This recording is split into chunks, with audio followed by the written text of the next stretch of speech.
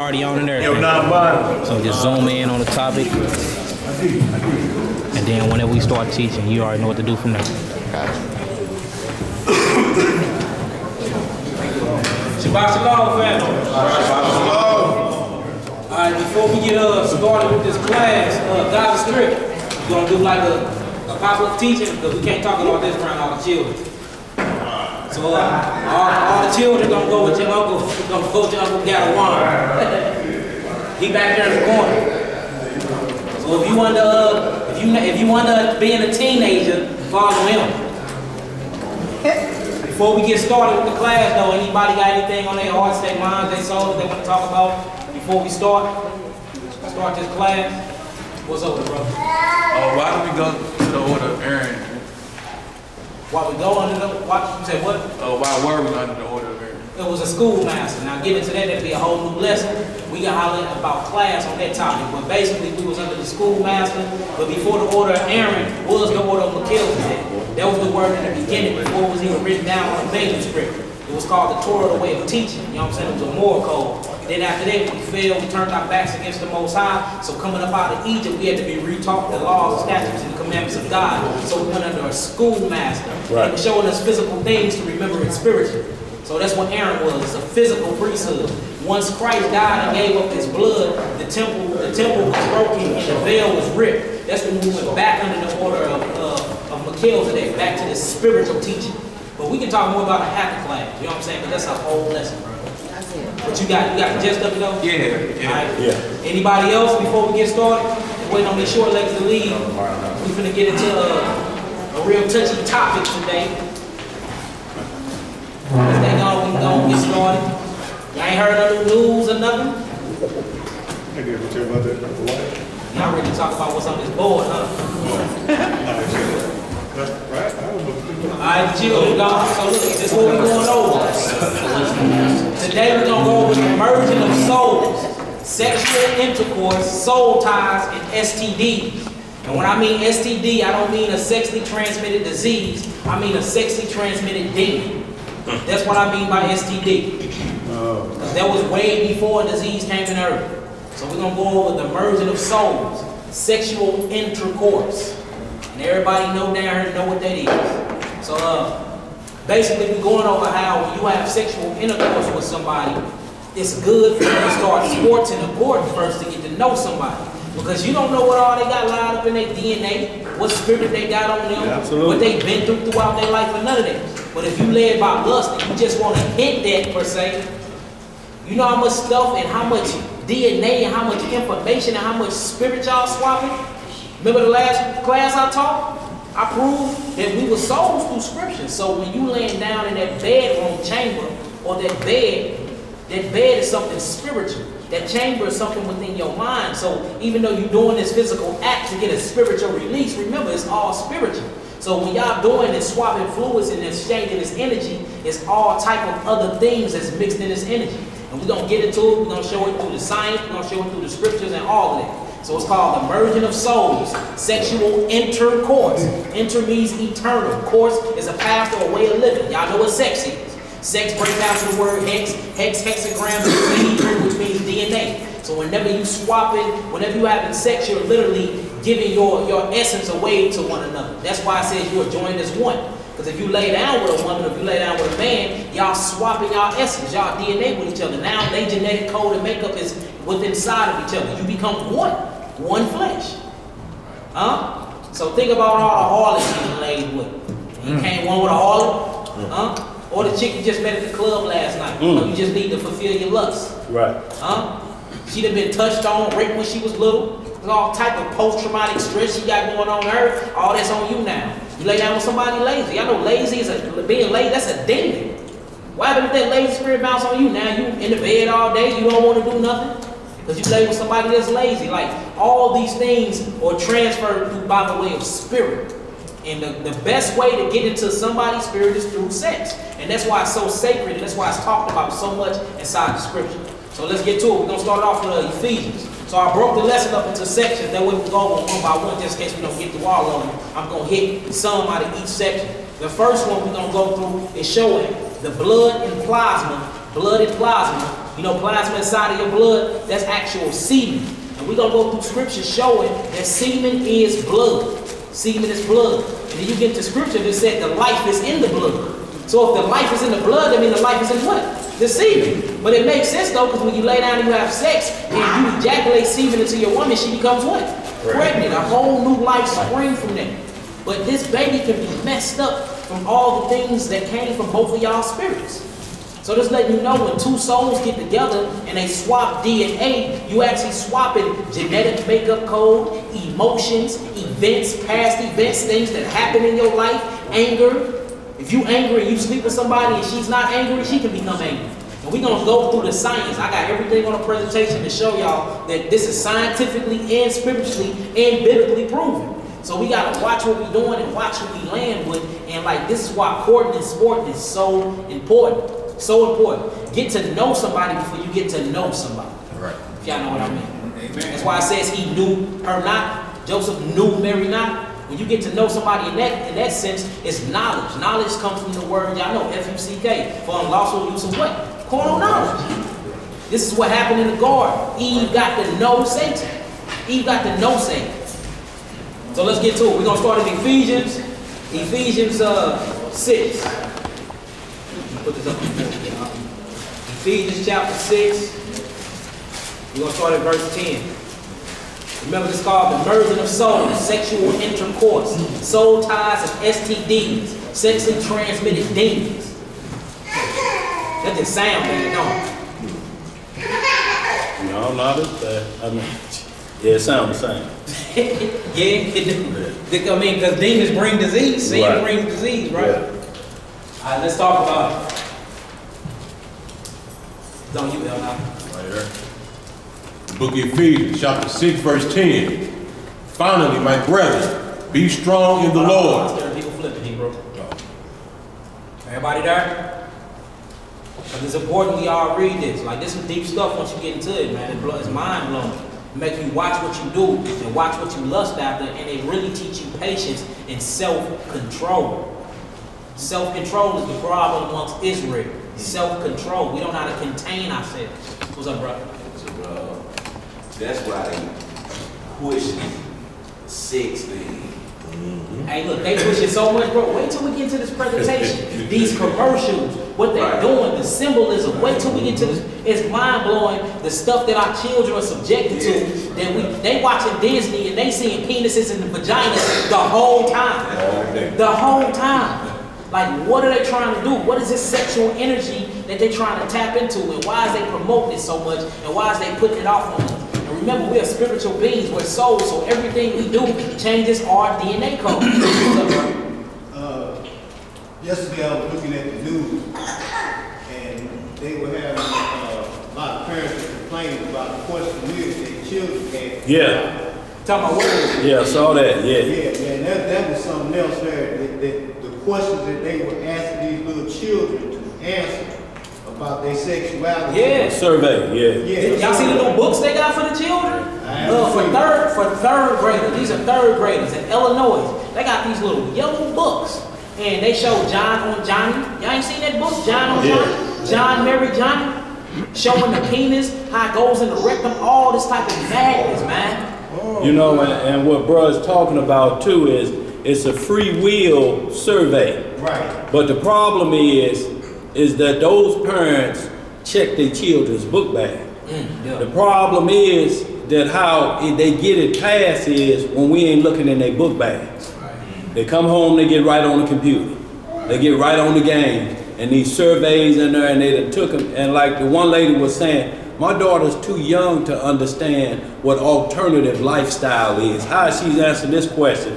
And their response was, well, we told them they didn't have to answer questions if they didn't want to. Well, if I'm not knowing what I'm reading, why should I be forced? So now they're taking those questions out of it and say the whole school district can opt out of that survey if they want to. But these were active parents that looked in their children's book bag. Right. The only way they get this stuff passed, y'all, if we don't look at it and don't come out as a force.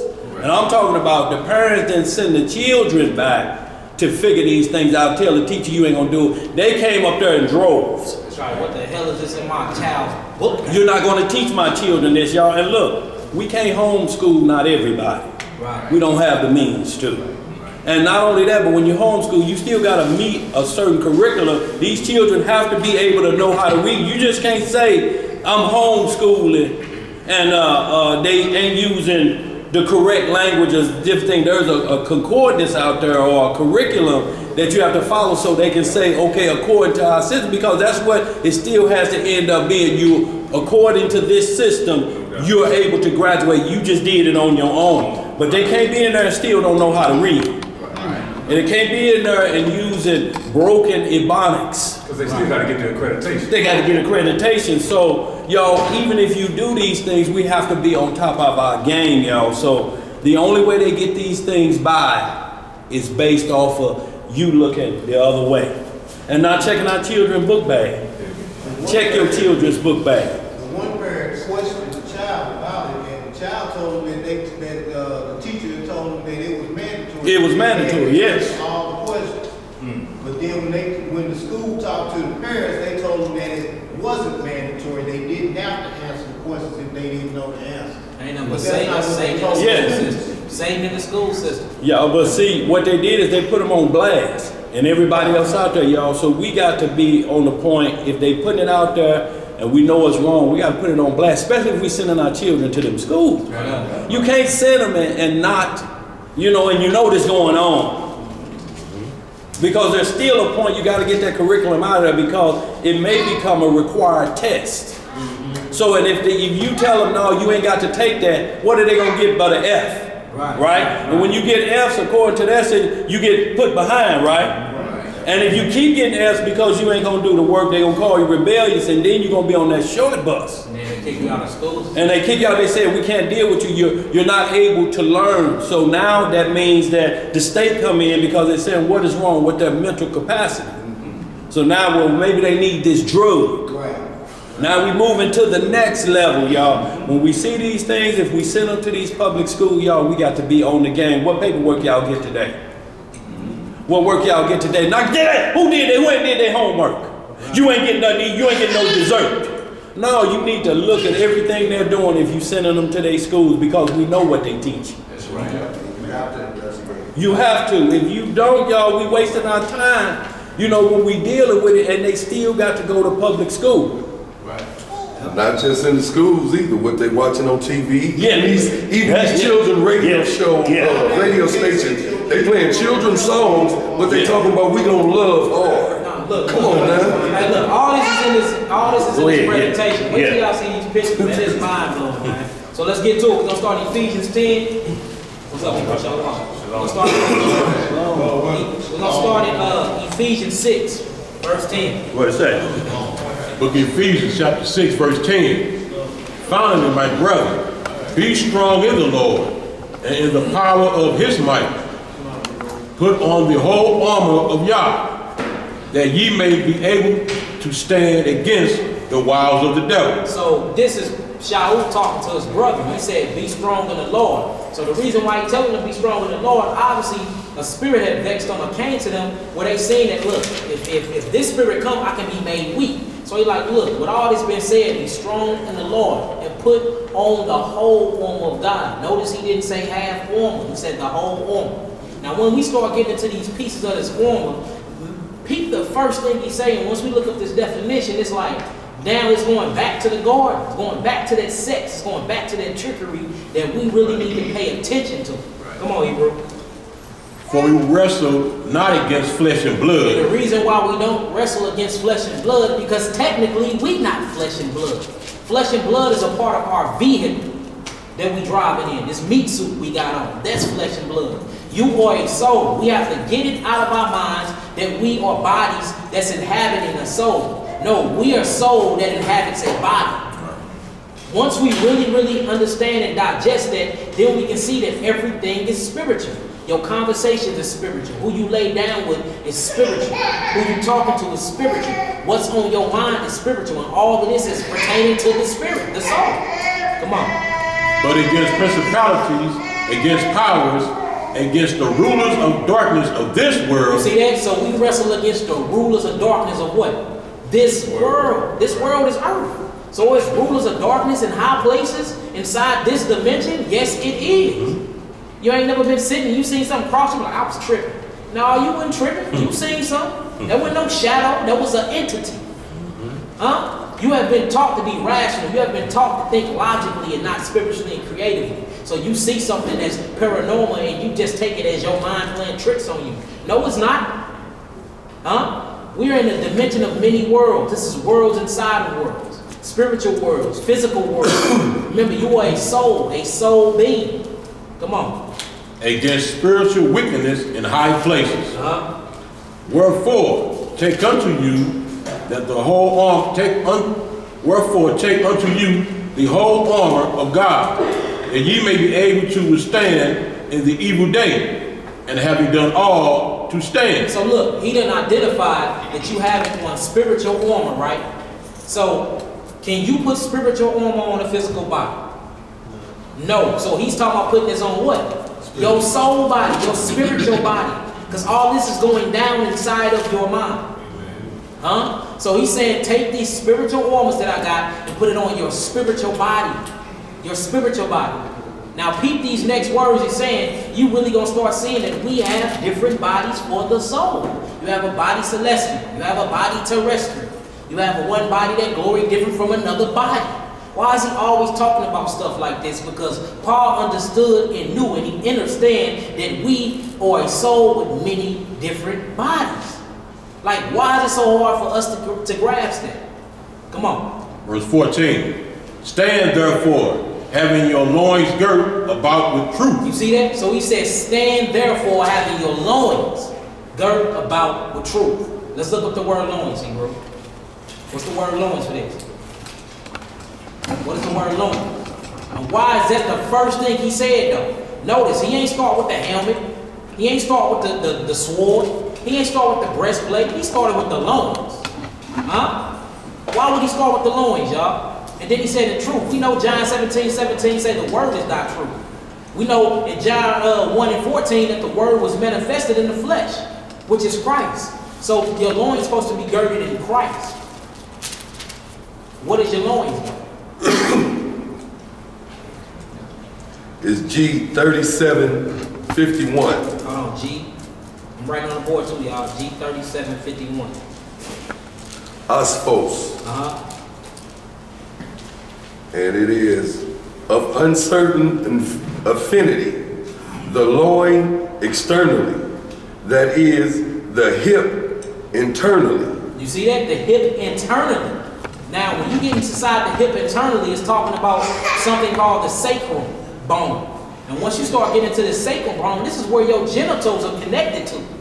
So your loin region is where your genitals connected to. Ain't no children up here. So when he's talking about loins, he's talking about the penis and vagina. That's what he's talking about. We finna look it up. Keep reading though, Hebrew.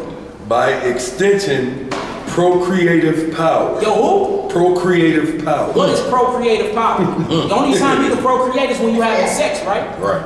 So he's talking about your genitals. Keep reading, bro. The third definition is the hip, the gird about the loins, the two loins, the place where Hebrews thought the genitive power, semen, resides. Where is that? Semen resides. So this is the loin area right here, y'all. Blow it up. So this is what they call the loins. This is the loins. Right here. This is where all your genitals are connected to. Now we're gonna get into the anatomy of this, and there's some deep spiritual stuff going on with this stuff. We're gonna show that as above, so below. Anything that's in your brain, anything that's in your mind, it mirrors what's going on down here. So when you labor down with somebody sexually, even though you're doing this sexual communication, you actually going somewhere else spiritually, and you swapping out spiritual DNA with each other. That's some serious stuff. So this is called the sacrum, y'all. The loins is the sacrum.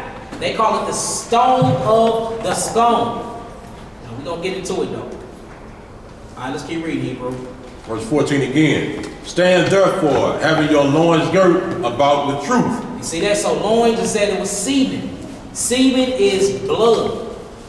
That's why semen have that yellowish color to it, that white yellowish color. That's what you call plasma. Plasma is within inside of your blood. So whenever you lay down with a woman, y'all are swapping blood. Blood. Come on. And have it on the breastplate of righteousness, and your feet shod with the preparation of the gospel of peace. Come on. Above all, taking the shield of faith, wherewith ye shall be able to quench all the fiery darts of the wicked. You see that? So when you put on all this armor, the Satan can't get to you. He can't send no wicked woman that look good to mess with you. Your loins girded up with truth. Huh? He can't send nobody with some messed up doctrine and get you to believe in it. You have on the shield of faith. You die hard with it.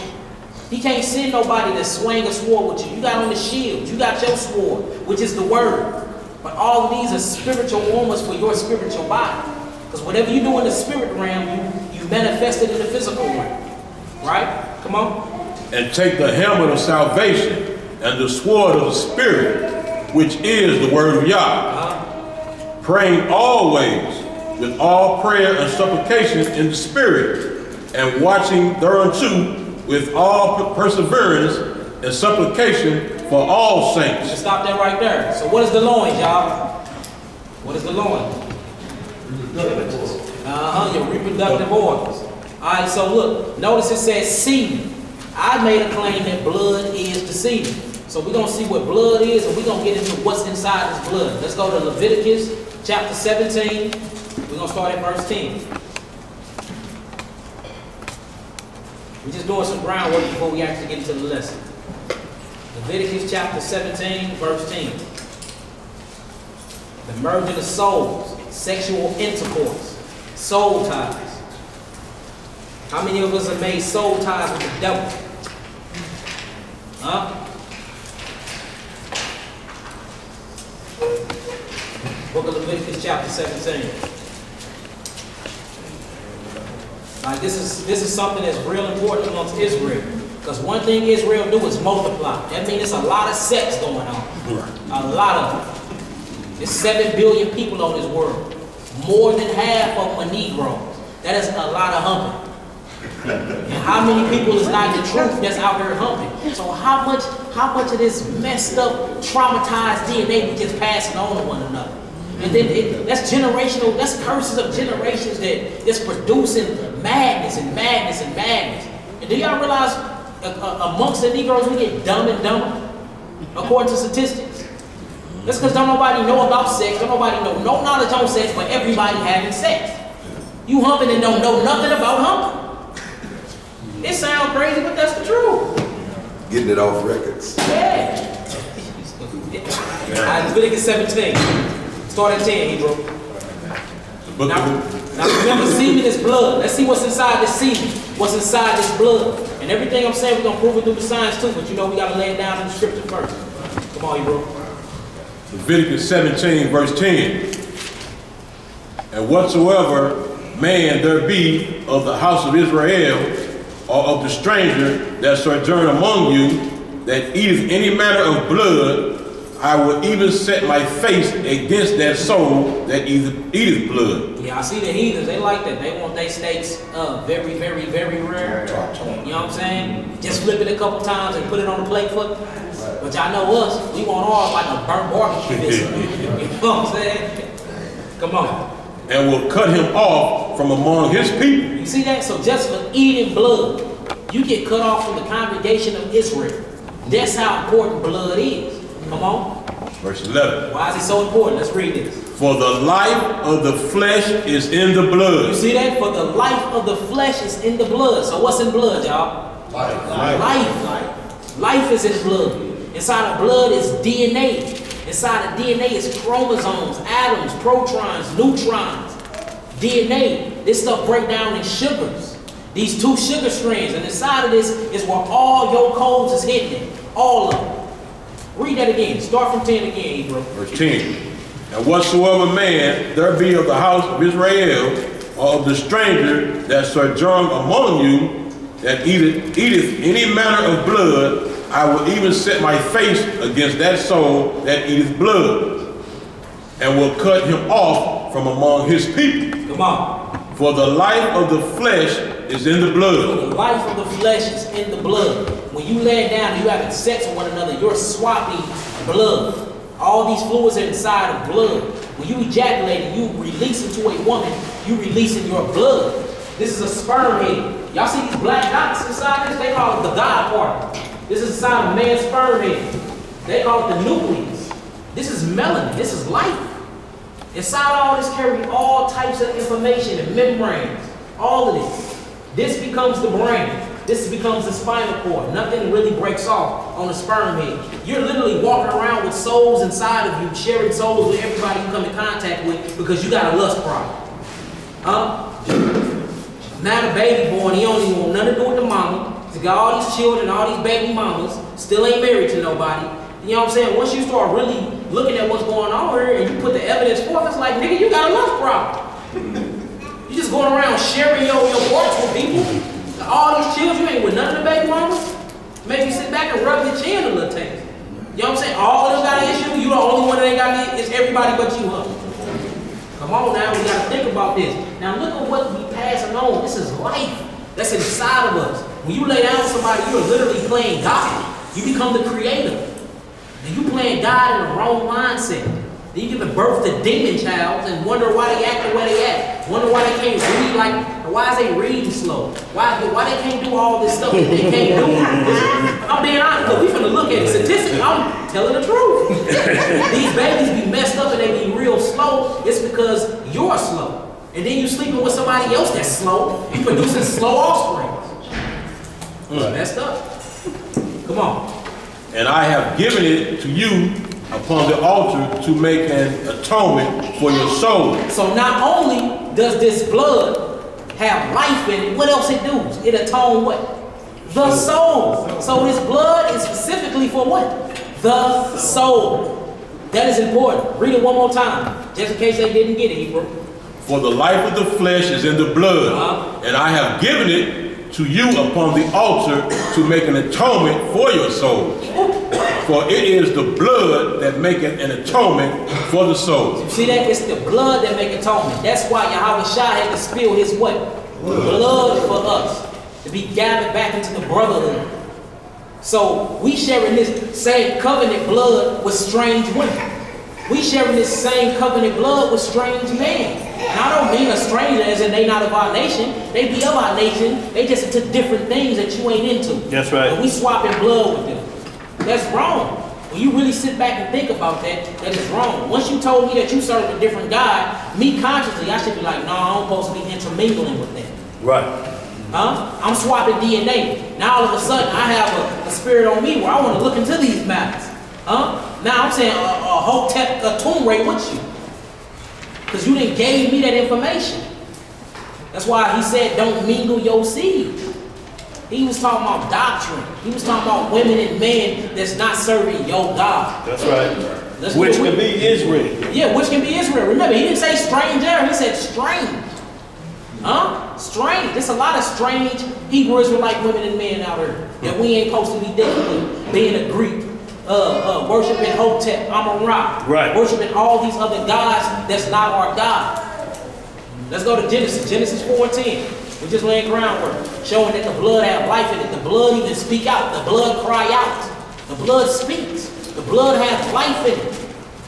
So when you ejaculate into a woman or a woman ejaculate on a man, this suction and this pulling and this producing things going on, y'all literally exchanging life. And all this information about you is inside of your genetic code. All of this stuff. All of it. So we're going to go to Genesis 4:10.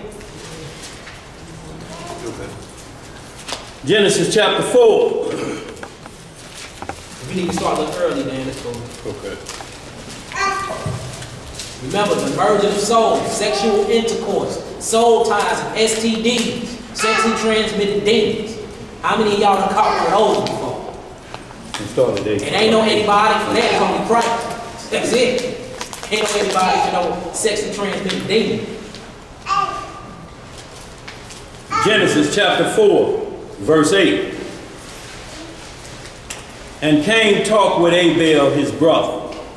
And it came to pass when they were in the field that Cain rose up against Abel, his brother, and slew him. You see that? So this is when Cain killed Abel. Come on. And the Lord said unto Cain, where is Abel thy brother? And he said, I know not. Am I my brother's keeper? So not only did he lie to God, this Negro want to be sarcastic. Huh? Come on. And he said, what hast thou done? The voice of thy brother's blood crieth unto me from the ground. Ooh, you see that? So the voice of the blood cried from where? From the ground. So he spilt his brother's blood cried out. Life is in the what? Blood is also semen. So if you ejaculate into a woman or she ejaculated on you, what is y'all trade? Life. Life consists of what? A human being. Human being consists of what? A soul. Right. The soul is, if you look up the word soul in the Greek concordance, it says psyche. That's where the word psyche come from. Psychological. He's a psycho, a socio-psychopath. This is talking about the mind. The mind is what? Built of emotions, logic mind, your right mind, the reptilian brain, the cerebral cortex. This is talking about mind. So whenever you lay down and you swap DNA, whether you have a condom on or not, we're going to look that up too. Condoms do not prevent you from no type of STDs or saliva, none of that. Condoms was actually made to keep you sterilized so the man cannot have children. Most of the condoms cause colon cancer and prostate cancer from condoms. Condoms weren't created to keep you from no pregnancy. That was created to keep you from bearing life. That's what that was doing. It was actually sterilizing you. We can look it up. It even tell you on the back of the condom when you read it. This do not really prevent STDs with DIY. So why am I putting it on? Maybe I don't need to be sticking my stuff in there. Right. Is that a thought? Huh? So when you lay down and you have sexual intercourse and you swapping out this energy with one another, you're literally giving these people part of your mind. And this is where the soul tie comes in. Soul tie. You don't know nothing about them, they look good. Look good. You gotta, dang, I would like to hit that. We all been in that mind state before. And you hit that, don't know nothing about them. Next thing you know, you have this addiction to them, or you all messed up inside, you don't even know them. You don't even know nothing about them. And then, you know, families and households is being raised off stuff like this? That's right. Family and household. Family get broken up, then you ask why it didn't work. Like, what did she do? She ain't do nothing. You just don't like her. I just don't like her. Oh, you got tired of the vagina? Oh, you got tired of the penis? It comes based off this sexual immortality that we doing with one another when we haven't even courted one another and got to know one another. We giving people pieces of this God particle of us. We giving people our deep, intricate parts of us, and we don't even know each other. All for what? 5 minutes? 5. 7 at the most? 2. 7. You know. It's a new generation, ain't it? You know how lust is. Lust don't be long at all. Lust ain't long. You ain't making love, you making lust. They go by quick. They go by quick. Then when you done, it be, don't touch me. I thought we loved each other. Don't touch me, I'm going to sleep. It let you know how powerful sex is too. When that lust is in you, like a roaring, raging lion. The man is, I'm talking about he acting. Like he opening car doors, he taking you out to eat, all to get that vagina, right? Soon as you done with him, he like a little baby tucked in, thumb in his mouth, sleep. All that lion in him gone, then the next morning you probably won't hear from him for a couple months. Show you how powerful it is, and it show you how lust will actually drive you, and it drive the psyche or the soul insane. And it keep you making you want to feed it and feed it. Then you get fulfilled, and you're not fulfilled no more with this specific person because you didn't get to know this person. Now you're looking for some more. And it surprised you how many women like that. According to statistics, women are more so-called horny than men. So what's really going on with our generation? Why are we not saving ourselves for our husbands? What's going on? Why do we have to test the waters before? There was no such thing as like that. Back in the biblical days, your wife was actually espoused to you. According to genetic makeup codes and all of that, they wouldn't put no mentally challenged boy with the queen. That's gonna produce a weird looking baby. Like literally, like you match up genetic codes. Why we don't do that no more? Huh? You meet a brother. What's the 10 commandments?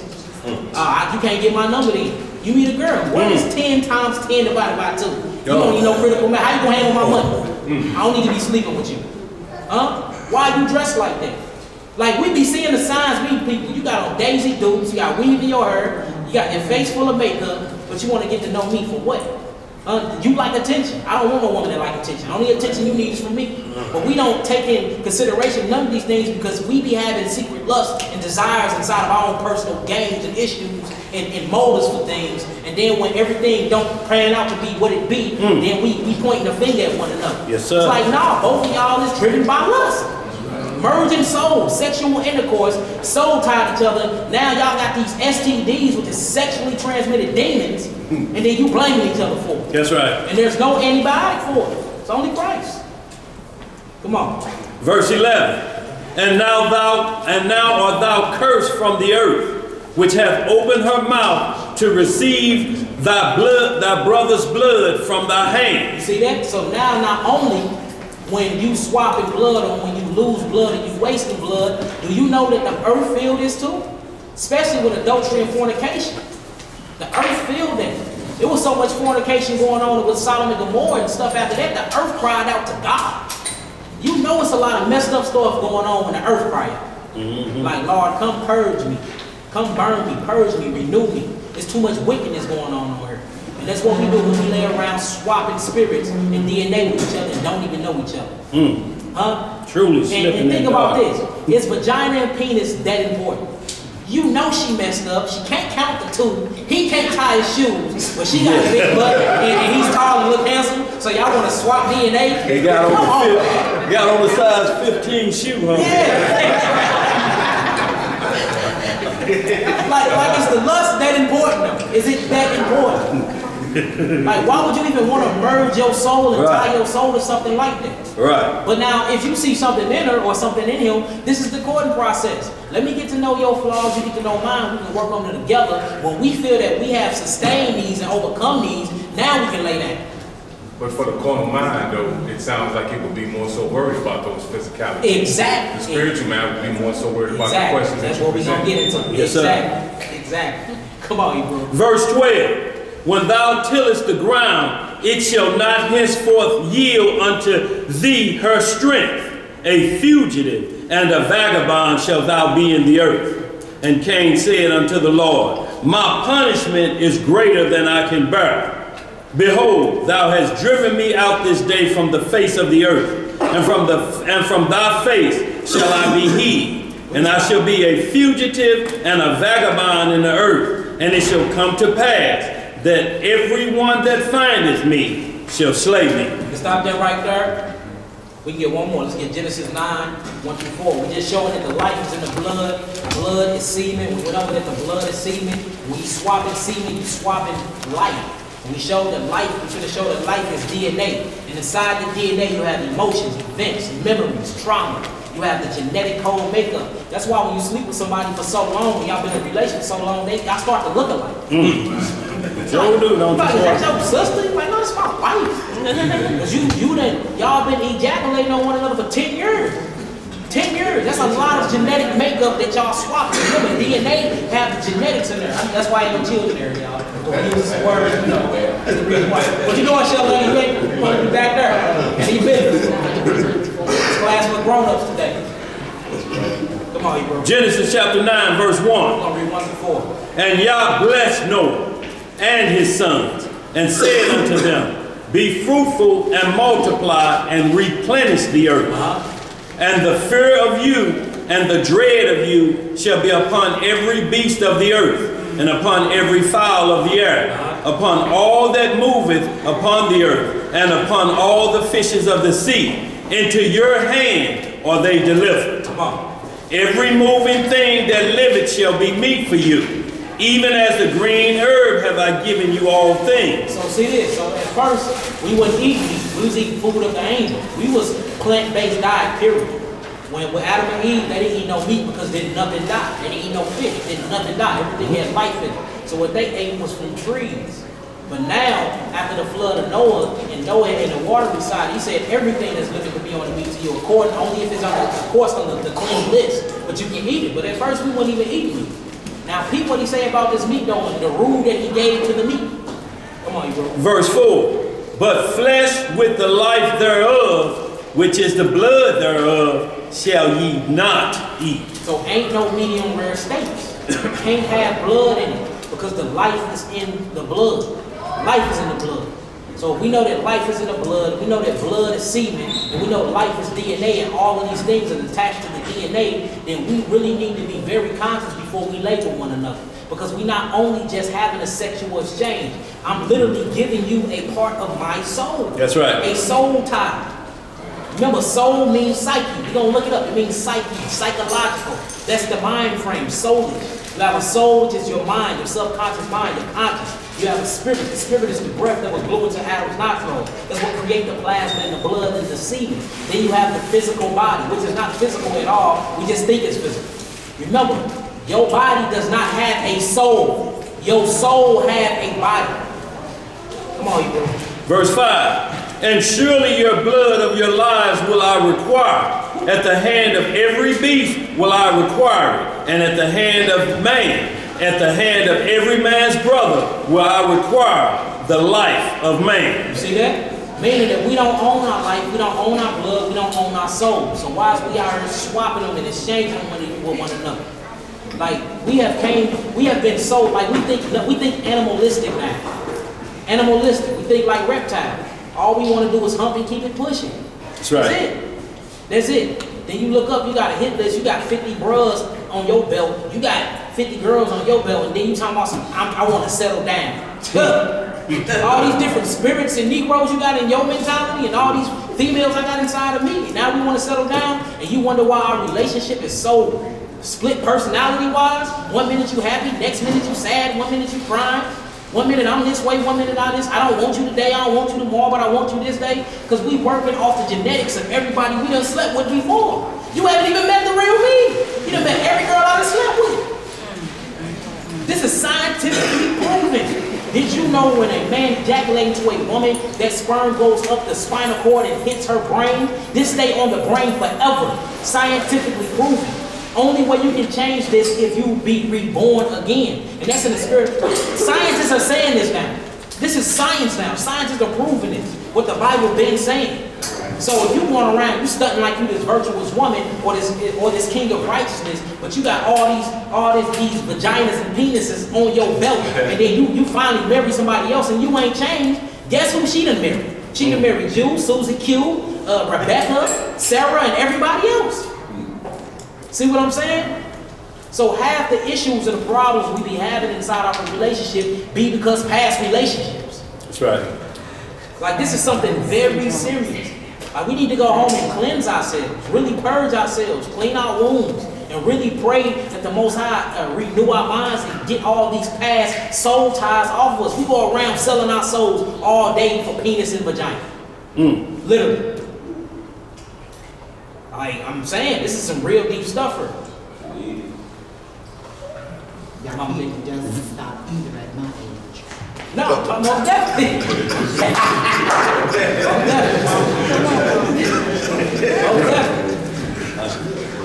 What's up, Rock? That's life. I was watching I was going to say, if you also look at even in the sacrifices, the Levitical sacrifices, the blood was supposed to be poured on the side of the altar. No sacrifices were made with the blood therein. Every time they made a sacrifice, the blood was instructed to be poured on the side of the altar and not offered and sacrificed with it. That's right. Yeah, but that's because the blood would defile the actual altar in the mercy seat. To let you know, life is in the blood. Peep this too. And peep time when they call these spirits off of people, how they put them in certain animals. And if you get into the scientific parts of these certain animals, they don't have sweat glands. Their blood is poisonous. Right. You know what I'm saying? Like blood is so important. It's always used for sacrifice. So when you laying down with your woman, you're actually doing a sacrifice, a ritual. You're making a covenant, a blood covenant. The same. Why y'all think we call Christ our husband? Why you think he gonna meet us in the marriage chamber? The bridegroom. We waiting on our bridegroom. We are his brides. That's why it says the kingdom of God is like unto 7 virgins. All this is talking about what we call this sexual energy. But notice what eunuchs did. They didn't have sex with women. They turned all that energy and they turned it to devotion for the Most High. That's Paul right. did, Christ did. Christ didn't have no woman. Christ went out here humping. That's right. He was using, and I'm not saying don't have sex. Sex is a good thing when it's done in righteous order. That's right. You know what I'm saying? Let me put that out there. It's not bad at all. But it has to be done in a righteous way. And we can't be doing it just to get what we need to get off. We got children, everybody's doing that, bro.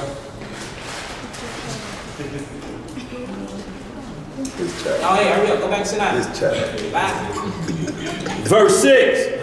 Whoso sheddeth man's blood, by man shall his blood be shed. That's right. For in the image of Yah made he man. You see that? So now he talked about the blood, then he said in the image of Yah. So the life is in the blood, and blood is made in the image of God. That means this image is eternal. So now we're going to start getting into DNA and genetic coding. So we showed that the blood is the plasma is semen. We showed inside of the semen is the life of the blood. Now we get into the DNA and the likeness and the image of God. Once we finish that, we get into the lesson. That way y'all understand what we're talking about and how spirits come through sex. When you lay down and have sex, you opening up portals, whether you believe it or not. Absolutely. You open up portals that whole time. Of course, y'all laying on the bed or whatever you're doing in it. That is called the bed chamber. Wherever you consecrate, that is called the bed chamber. This bed chamber is spiritual. When you lay down with somebody, you're literally opening up different dimensions. Notice, hey, you ain't never catch that Negro focus when he's in the bed. He's the most focused ever. Focus. That's when because he's focusing all this energy on what? He's in the woman. Same thing for the woman. Focus. Like, why we can't put the same energy into serving our God? Huh? That's what Paul did. He was always on the go. Instead of chasing tail, he was chasing scripture. We chase tail nowadays. We don't chase scripture. Christ, same way. He used all that energy to do these what we call magical things, these miracles. Why do you think Paul and Peter had miracles? They went out just humping around. That's right. They knew how to use what they call this sexual energy. And all this energy is the spirit. It's the life that's in the blood. Yeah. But we using ours for lustful things. That's right. The lust of the world. And both of them said that was a gift. Yes, most definitely. See, but we got it twisted now. We don't want to think that that's a gift. If you say, I opt out, brothers give you a hard time. What, you was sissy? Right. So you ain't hit that dog? Right. What you mean ain't hit that? You don't like it? Right. You don't like? You must be gay. Right. All of that comes vagina? behind it. Right. All of that comes behind it if they feel you're not going the way of the world. So all that comes behind, so in essence, they would be saying the same thing about the Messiah. Exactly. Right. And the same thing, and that's why a lot of them call Paul, you hear him, you talking about that Pauline doctrine. Yeah. Paul was a man. Mm-hmm. Right. And when you change it to Pauline, a lot of them look at it like that, and when they don't like his writing, they may just say, oh, he was scared of women anyway. You got a question, bro? Yeah, I just got to make a statement right quick. I remember the first time when I realized how powerful the sexual urge was. I used to remember days to like mentally ill homes. Yeah. And you look at some of the patients in there. I mean, like straight up retarded, but they had that sexual urge. They couldn't do nothing else, but they get their hump off though. Because think about what he put in us. He said, go forth, be fruitful, and multiply. Right. That was a spirit. It's a spirit behind that. It's an urge, but it's an animalistic urge if it's not in check. It can become an animalistic. So you have three brains that's consistent in one. You have the reptilian brain, you have the mammalistic brain. So the reptilian brain is at the back of your scrotum. That's where your third eye is connected to. Then you have the mammalistic brain. That's the cerebrum right under the cerebrum cortex. Then you got this other brain that we just developed like 6,000 years ago when he was made in his image. And if you look it up, this brain was actually developed 6,000 years ago. Wonder where this comes from. You know what I'm saying? And this is the brain where your logic at. This is called the limbic neurotic system. And this is where sex happens at. You only using your penis and your vagina to have sex. The rest is all brain. You can't even have an orgasm without your brain. If this cerebral cortex don't work, you can't even have an orgasm. All this is going through your spinal cord. So it shows you when you laying down and you commit this act, this is all in your soul. This is a soul thing. So he said, go forth, be fruitful and multiply. He told Adam and Eve to do the same thing. This is before they had corruptible skin, corruptible flesh. showing you that they can still reproduce where? In the kingdom. That's right. This is a soul thing. We think it's a physical thing. You know what I'm saying? And the thing about it, okay, her butt big now. What about when she hit 50 and it starts sagging? Then what? I mean, we gotta start asking ourselves stuff like this. I mean, it sounds crazy because bros don't like to talk about stuff like this, but this is one of the main issues that's going on in Israel. Why not talk about it? You know what I'm saying? Right. Right. That urge, man, is real, and it be leading us to be doing all types of. You know what a Negro do for lust for? Kill their brother. You seen it? Right. Hated. Huh? You know what I'm saying? We can go through scripture and see what the Negro done for lust. He slept with his father's wife for lust. We can keep going. Wine and women is one of the main #1 downfall of Israel. It's just what it is. Wine and women. And don't mix them together. Oh my God. Yeah. Don't mix them together. For real. Hey, y'all came as a second witness to what my man was saying. I was at the barber shop a couple of days ago, and they have a retarded guy cleaning up the place, you know, sweeping up whatever. So anyway, a voluptuous sister walked through the door. Hey, so-and-so. Yeah, hey. So she gave him a hug. And when she gave him a hug, she kind of messed with him and hugged him a little hard. And when he did she hugged him a little hard, he said, threw a hunch on him. They said he started hunching like a rabbit on him. She said, hey, cut that out, boy. He put his room down with shame face and sat down like this. Right. And y'all, good point he making too, because in the movie 300, if y'all remember that ugly man? Yeah. With the heart on his back? Yeah. What made him sell out? What they promised? The women. Oh, you're so right, man. I'm talking about this, a carnival act, or somebody to be on display at a circus. Yeah. Got a hump on his back and all of that, and they said, well, look, this is what we're going to promise you. And he went for broke. Yeah. Saw them beautiful women. He lost his mind. Yeah. Sold out. So, y'all, this is something, like he's saying, this force is what Satan had to get in and destroy, because second to the Holy Spirit, this is a powerful force that moves in the earth. Yes. What Dan said, it's only two energies you're working off of. That's right. And I'm talking on a righteous level. If you're using them righteous, you're working off the Holy Spirit energy or something called the sexual energy. Right. It sounds crazy because whenever we think of sex, we think of humping, think of penis and vagina. But it's way deeper than that. Way deeper than that. And these are the two energies you're working off of. So before we get into these next scriptures to prove this DNA, I wanted to read something to y'all. Got something to the right. What's up, brother? All this land back on there too. Yeah. The cats that blow themselves up for the 7 birds. Yeah. Right.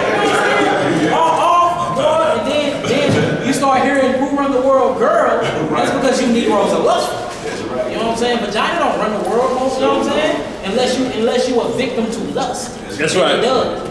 But think about bros, they want to get fancy cars to do what? Get some cat. They want the money in their pocket because they know the cat wants the money. Everything a man do in this society nowadays is for sex. Everything. Everything. And don't ask me how I know, but two people from two different countries that can't talk, that can't communicate, but they get together and have sex. How do they do that and they can't even talk to each other? How you know that? I just said, don't ask me how I know.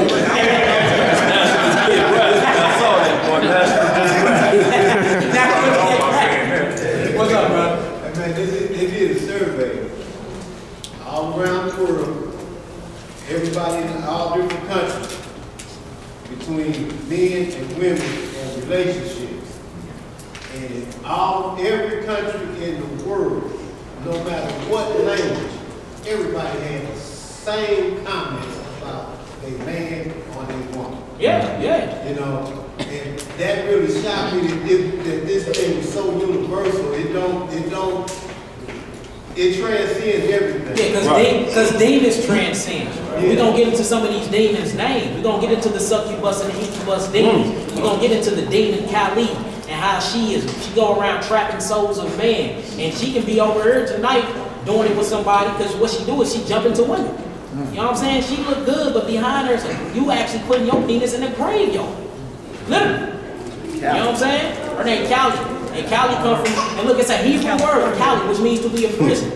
Oh, yeah. Kali means to be in prison in Hebrew. Do you know this is where California come from? Californication. Californication. I got another one for y'all. It's a demon called Memphis Toast. His wife, they're succubus and incubus demons. It's Memphis Toast, and then it's Memphis.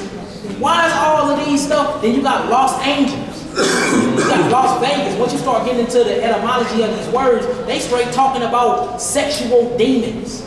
And that's why when you go to Hollywood or the Hollywood, the Holly Tree, which means the magic wand, then you see it be drag queens. Drag queen comes from dragon queen. Queen comes from the word queer. Queer comes from the word yoni. Yoni comes from the word vagina. Like you start looking up this stuff, it blows your mind, man. Like literally.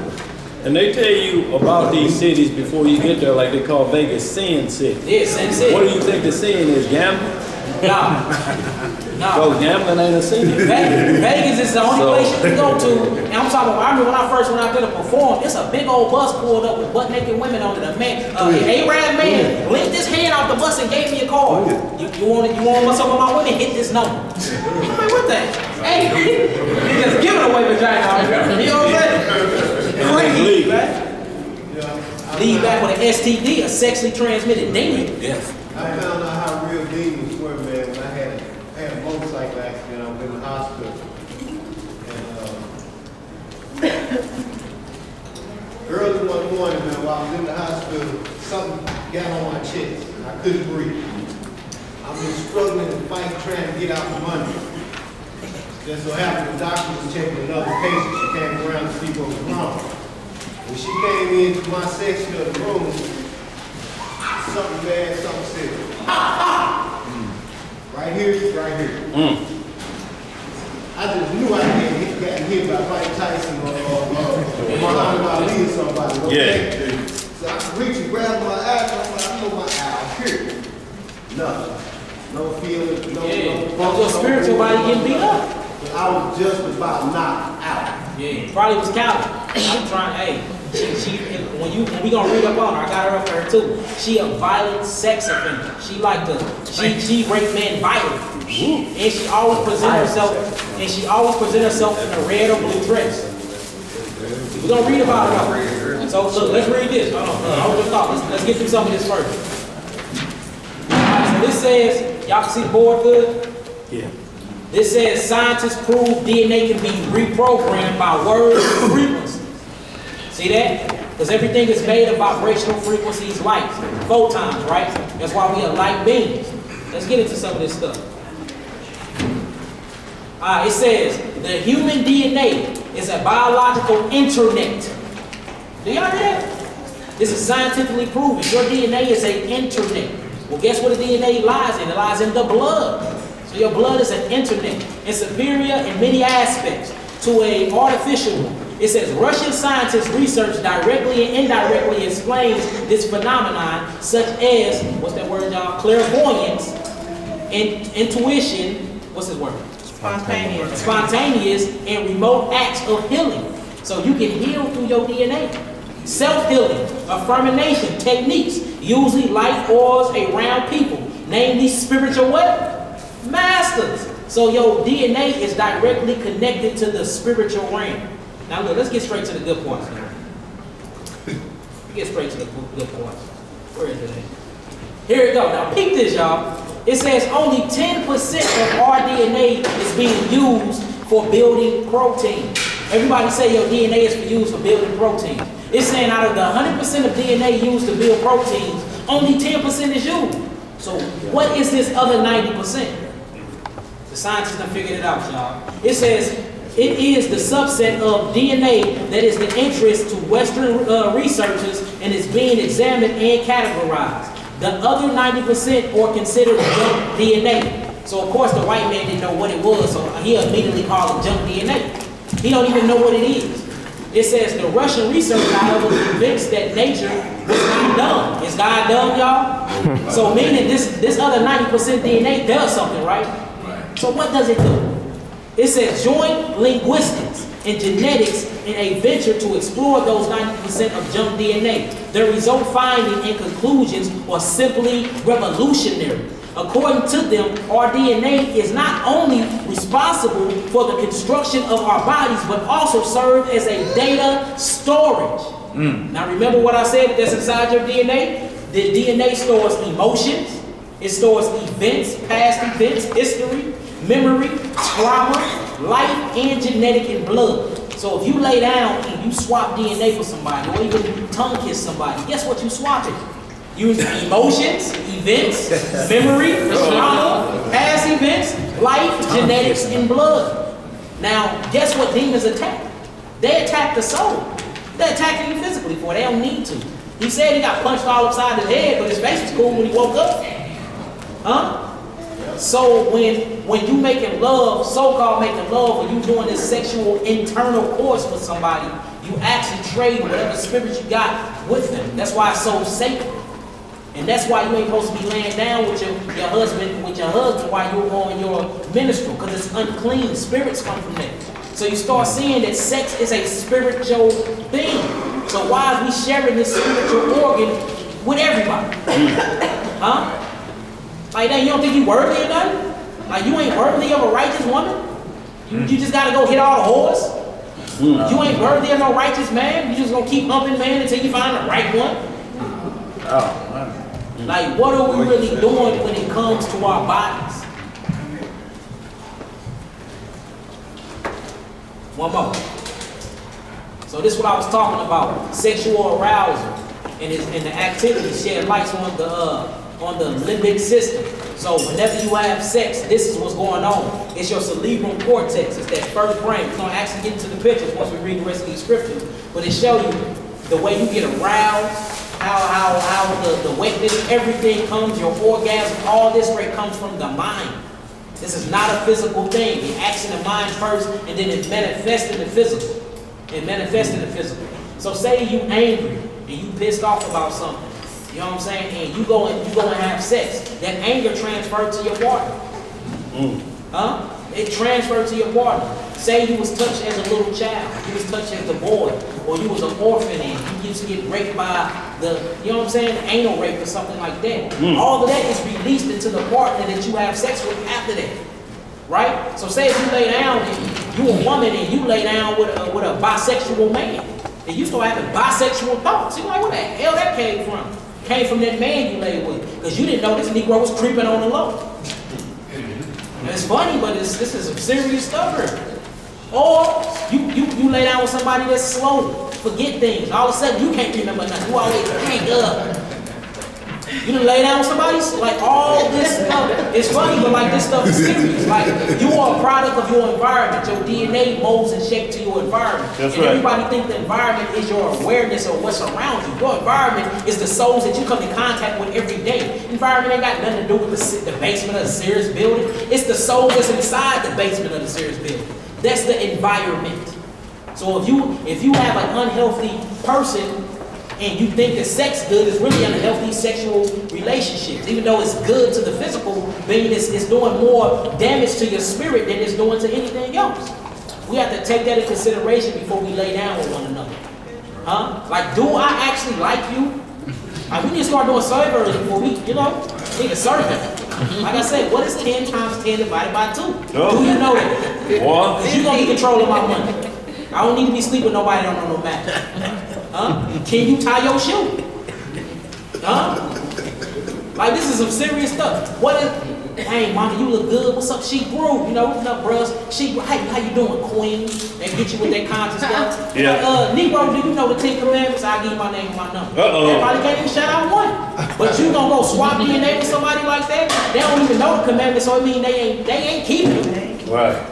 So now that spirit is on you. Now you dealing with that. You done made a soul tie with a demon. And they all got names. Yes, it might be in the body of Alexander, but Alexander have Kali in him. It might be in the body of Trisha, but Trisha got Memphis demon in her. So we going around, see, demons need to have sex, but they only can have sex if they through you. So, Kali looking for Memphis. And Kali and Memphis might be Alexander and Trisha. They getting it on tonight, they thinking they having sex, but really it's demons having sex with each other. Manipulate your soul and your spirit. This is some serious stuff. But we're going to get into it when the angels came down here, giants, and giants gave birth to demons. Let's hit this DNA and then we're going to get into that. This is Genesis 126. It's a host. That's on you, man. Genesis 126. Y'all understand so far?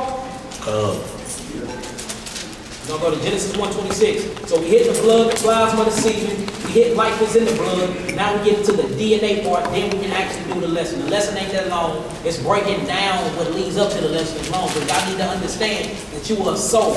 And if you are a soul, that means your semen and sperm is a soul. That means your ovary, your eggs is a soul. It's all part of the soul. Remember, the body is not inside the soul is inside the body. The soul is what makes the body. The soul needs the body to manipulate reality. That's all it's for. So you are a soul with many different bodies. That's why 7 years you're going to be a completely different person. All your soul, all your cells are going to change. Your brain matter going to change. Your hair going to regrow itself. All that dirt that be in that tub, that's skin. That's not dirt, that's skin, them cells. So you regenerate yourself every 7 years. This is in the Bible. The earth renews itself every 7 years. You are commonly married. If you don't go to the courthouse and you with somebody for 7 years, they say you married. Common marriage, common law. Debt is released every 7 years. After 7 years, stuff fall off your credit. Yes. Same thing happens with your body.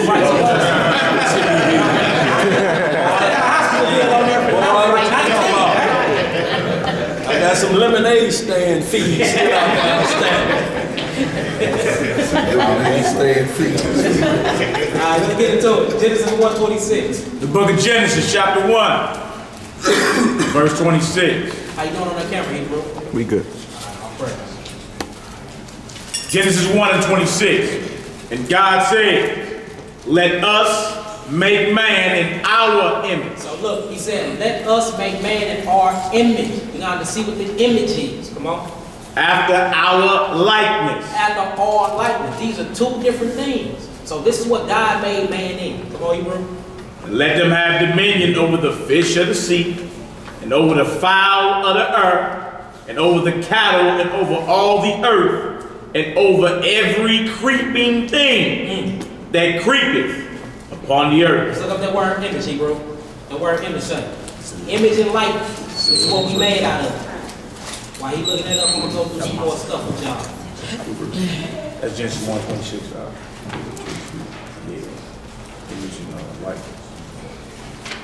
It's H6754. Tesla.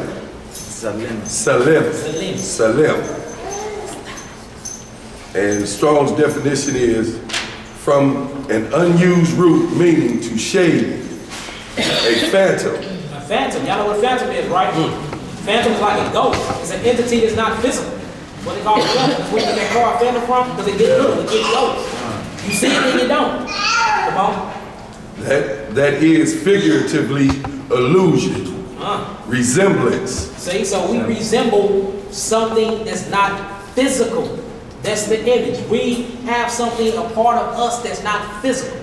And what is that? That's the spirit, the soul, something that's eternal. Come on. Hence, a representative figure. A what? A representative figure. Come on, Hebrew. Especially an idol. Image, vein, shoe. Come on. Then we get up to the top and say image, images, tumors, mice, heathen gods, image, likeness. That's why I said don't make any graven images. He talking about that. But the thing is, the image represents something. So say if somebody build an idol, it's something deeper than that. That's why he said in the likeness, and that same word is when he said don't have no images before me. It's that spirit. When you build this idol, you bow down and worship it, you put a spirit into this. You ain't supposed to be doing it. You're supposed to worship God in spirit and truth. God is a spirit. And if God is a spirit, we read that in John 4:24, I believe. If you read that he's a spirit, you must worship him in spirit and truth, and he created you in his image and his likeness, that means you are what? Spirit. A spirit. So when this spirit goes and lay down with another spirit and they swap this DNA, that DNA is what? Spiritual. Like, it's really common sense, y'all, for really you actually break it down and think about it. So that means before you do anything, you need to think spiritually on how it's going to affect your soul. If I lay down with her, will she later on affect my soul? If I lay down with him and make this covenant, will this affect my soul? Well, this might be the reason I don't get the kingdom. That's how you look at that penis and vagina? Totally different. Go with Totally different. It ain't working. Not no 5 to 7 minutes anyway. Ain't working. Wow. You youngsters need to work that. Come on, 2, 3. Well, you say, wow.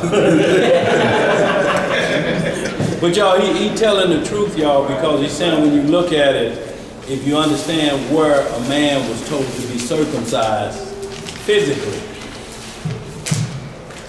you know, the heart is circumcised. That's what he's saying. That's the mind. That has to be circumcised first. Yeah. And then that physical circumcision is to make sure you're making the right decision. When you do, if this mind is right, then that one's going to be right, because that's the last thing you see, and that's the last thing a man has, his covenant. That's his staff. And when he give it to a woman, he can give it to her wrong, like Judah gave to Tamar, but didn't know it was his daughter-in-law. He gave her his staff in like manner, because that's where your covenant is at. You're saying, this is who I represent. Yeah. So you're bringing that spirit and power of the Most High with a covenant given to Abraham, who circumcised himself. Ooh. And again, you don't even know. Right. Half the time it be a week and you already inside of her vagina. You don't even know her. A week? Boy, y'all doing a lot of extending around here. Boy, I went for 7 minutes. There's a lot of songs out there. 1 minute, man. I don't know what minute, man. But like sex is way more spiritual than we think it is. And when you get into these scriptures, it's all it talks about. So look, remember I was talking about that limbic system? This is where it's at right here in the brain. I'm going to show y'all how as above, so below. So whatever mimics goes on in our brain, it mimics our reproductive area. So these are the horns I was talking about the last class, right? Over here is the pituitary gland, behind here is the pineal gland, is the cerebellum. Check out these pictures though. Start getting deep, y'all. Notice they got coins with these same horns. This is where you get I am horny from. I am horny. Wow. Because whenever you get horny, these horns inside of your brain, the thalamus, right, it starts to vibrate. And it sends off these endorphins. And these endorphins start giving you certain chemical reactions. And you say, I'm ready to make it. Absolutely. See? So notice where they put it at. Here go these horns again. Right here, y'all. Right. Look just like horns. Y'all remember Purple Rain? When Mars Day was in the car and he was, she said, Mars, you're a showing. Your horns are showing. I see this? Now check this out. You see these horns out on him? This is the brain. Here go the horns. The horns right here. Y'all see it on this shepherd, the horn. Notice this horn is shaped just like the seahorse. And this is what else I've been studying and researching, y'all. Do you know every part of your body mimics an animal? Every animal that was made, it's a part of your body that mimics it. Everything. So it's like we really consist of everything inside the universe. Everything. Literally, yeah. This is where I'm horny come from. Keep going. Now check this out. This is the monarch mind, y'all. Check this out. This is inside the brain. This is inside the brain. Y'all see this space that's shaped like a butterfly? They call this the fornix. Because this is where all your sexual drive comes from, the fornix. If you break down the word fornix, the etymology means furnace. It means to burn. It means to burn. Burn with lust. Burn with desire. This same furnace and fornix comes from the root word fornication. Look this stuff up. This is an archway. This either can be the holies of holies, or it can be the place where you worship Satan and lust. Right? Check this out. What is this? This the fornix of the brain. This is a cascade of the brain. It's shaped like a butterfly. That's why if you see the movie Butterfly Effect, or if you get into the Mothman prophecies, everything inside your body mimics an owl. This is where the owl comes from the boule. Them gay, you know, they like to do it in each other's rectum.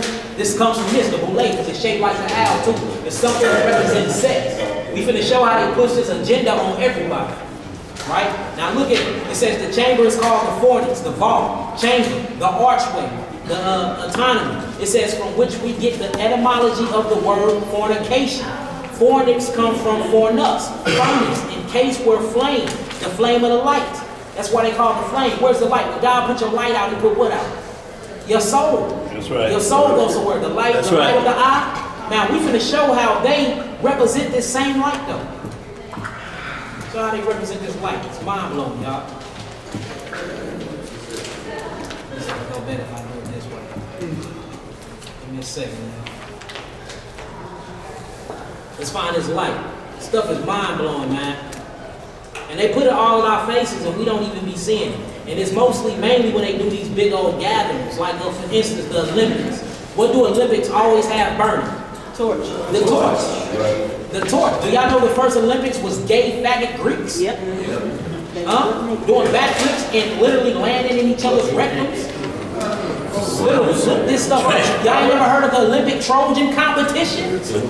Have y'all seen the Olympic Trojan competition, y'all? Man, they doing some abominable stuff on that stuff, man. Look it up. This is where this stuff come from now. So the reason why they burn the torch, somebody give me 1 Corinthians 7, verse 9. 1 Corinthians 7, verse 9. Somebody give me that real quick while I'm finding it. That's right. You got it, man? Okay. 1 Corinthians 7, verse 9. The book of 1 Corinthians, chapter 7. You can start when you want to start. I really need verse 9 and 10 though. 1 Corinthians chapter 7, verse 7. You say 9 and 10? Yeah, this one I really need. Okay. 1 Corinthians chapter 7, verse 7. For I would that all men were even as myself, but every man have his proper gift of Yah. One after this manner, and another after that. I say therefore to the unmarried and widows, it is good for them if they abide even as I. You hear what Paul said? He said, look, after y'all get some understanding on what sex is, I wish you was like me and don't even touch a woman. I'm going to save all this sexual energy for my God. I'm going to devote this and turn this into some righteous act. I'm going to put all my devotion and energy behind this. Because once you start getting into these lustful ways, you start seeing what's going on, your eyes become open, and you be like, man, this is straight some demonic stuff when you use it for the wrong way. Again, if we spiritual souls and we're spiritual beings, why is we just swapping DNA with each other like that? Swapping our essence, our soul, and being with people we don't even know. I don't even know you, but I want to hump you. What sense does that make? What is really, I'm leading with the wrong hand, literally. Come on. Verse 9. But if they cannot contain, let them marry. See that? If they can't contain, let them marry. Containing mean what? That desire build up? Right. Y'all sporting for a good while, and you like, girl, you been looking good for these last couple months, man. What's up? I know who you are, I got to know you, I can't contain no more. Let's make it do what it do. Come on. For it is better to marry than to burn. See that? It's better to marry than to burn and lust and desire. Yeah. Now we finna show that the elite, they love to burn and lust and desire. Look at the Olympics. They call this the burning torch, y'all. Check this out. They call this the symbol of the burning torch. Rome do the same thing. Rome do the same thing. Whenever they trying to get a new pope in office, what they do? They burn the torch. And when the torch finally turned into ashes, that's when they pick they perverted, nasty, child molesting pope. All got to do with this. Look at this, y'all. The dope of Rome. This is the Olympics. The burning torch. Now check out this same thing and what he's into. Look at this. He acts like the torch is his penis. It's burning. Look at this stuff, man. That don't even sound right. Yeah, hey, but it makes sense. Notice the rings, y'all. Look at this one. This is the Olympics, y'all. The burning torch. It all represents satanic sex. It's an exaggeration. Look. This is your Statue of Liberty with the what? The burning torch that never loses flame. This is Amoco. This is your gas station, your oil, the burning torch. This is your Messianic symbol, the burning torch, the light that never leaves, lust, desire, fire. He said it's better to marry, to do a righteous communion, than to do this, to burn the lust. Because this leads you to some nasty, abominable things. Can't contain yourself. Right. Can't contain yourself. You liable to hit a goat, a pig. Right. Your brother's wife. Ain't this what was going down in the Bible, the biblical days? We all talk about the Bible. Don't nobody want to talk about them humping animals, bestiality, sleeping with your mother's father, your father's wife, and all kinds of crazy stuff. Huh? That means it happens. Check this out, y'all. This is the Colombian pictures. When the movies come on, y'all be seeing that white man with this torch, with the burning torch, and it represents Louis C. Fur, the light bringer, the father of wickedness and lust. I'm not making none of this stuff up, y'all. It's deep. And all this goes back to the third eye, that light. The light of the body is the eye. All goes back to that thymus, that eye in your brain. So when you lay down with each other, y'all actually are opening each other's eyes. They tell you the quickest way to open your third eye is through sex. That's right. So if you got wicked lust on your mind and you done watch you a couple porno movies, you doing moves that's not, you doing moves that you just, man, some straight up moves. And you look, you pushing these images off into her, then you get done, you saying she born.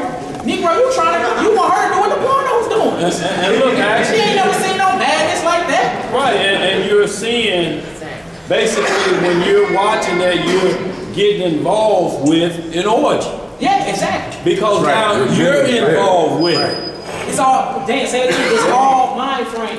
So how many men is holding their penis and masturbating to the same woman? Yeah, but worldwide. Look, and then look, it's more because you got to be looking at the man too. That's totally over. Right, look, you trying to get out of it when they turn him around with his ring and you just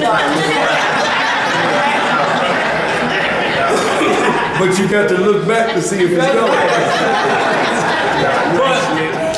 But what you're saying is me and this brother is doing this one woman. So now you running spiritual trains. You running a spiritual choo-choo train. Come on. Part of the spiritual orgy. That's what the Roman bastards do. Yeah, that's that word for whoremonger too, though. Yeah. When you look it up, porneos. Yeah. Where you get pornography from. Lilith, look, okay, so they say Lilith was Eve of the white, but Lilith is actually of the white. Adam's of the white. But Lilith is actually a demon. We finna get, I got her name on this list too. A screen child. It's actually a demon that they tried to put inside of prophecy. She wasn't there at first. Right. They just tried to put her inside of prophecy. Right. If you look at the book of Talmud and all of these Jewish historians, these Jewish writings and teachings, that's what she brought up. Yeah, she only in her as a screech child in Isaiah 34. Yeah. That's what I was Not Genesis though.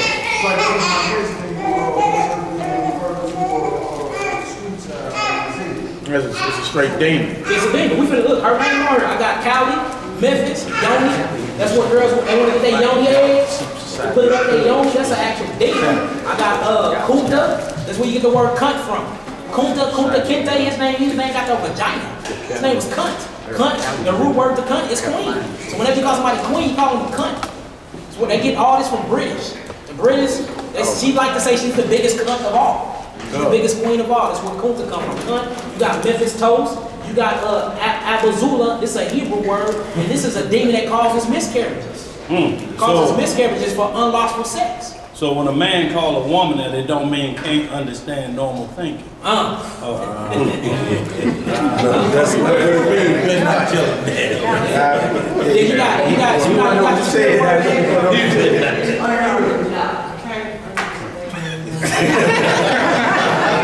Well, usually when a man call a woman that is for a derogatory meaning, you know, you just can't get it right. You effing can't understand normal thinking. Can't understand normal thinking. Well, cunt, that's what he's saying. But cunt, if you actually look up the etymology, go back to the word king. That's where Kunta get his word from. Kunta, Kente. It comes back, it means cunt, it means vagina.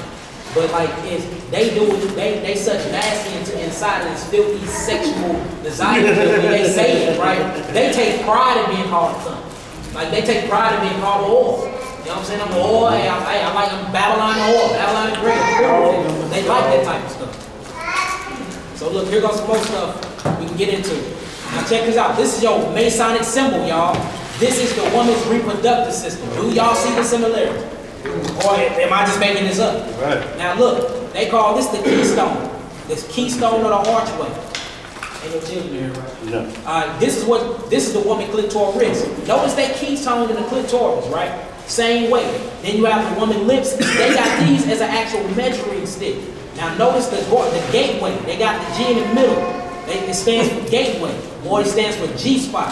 Whenever you see people doing this, they worshiping they call it the mother god. And this is a sexual god. It's where the rock get his stuff from.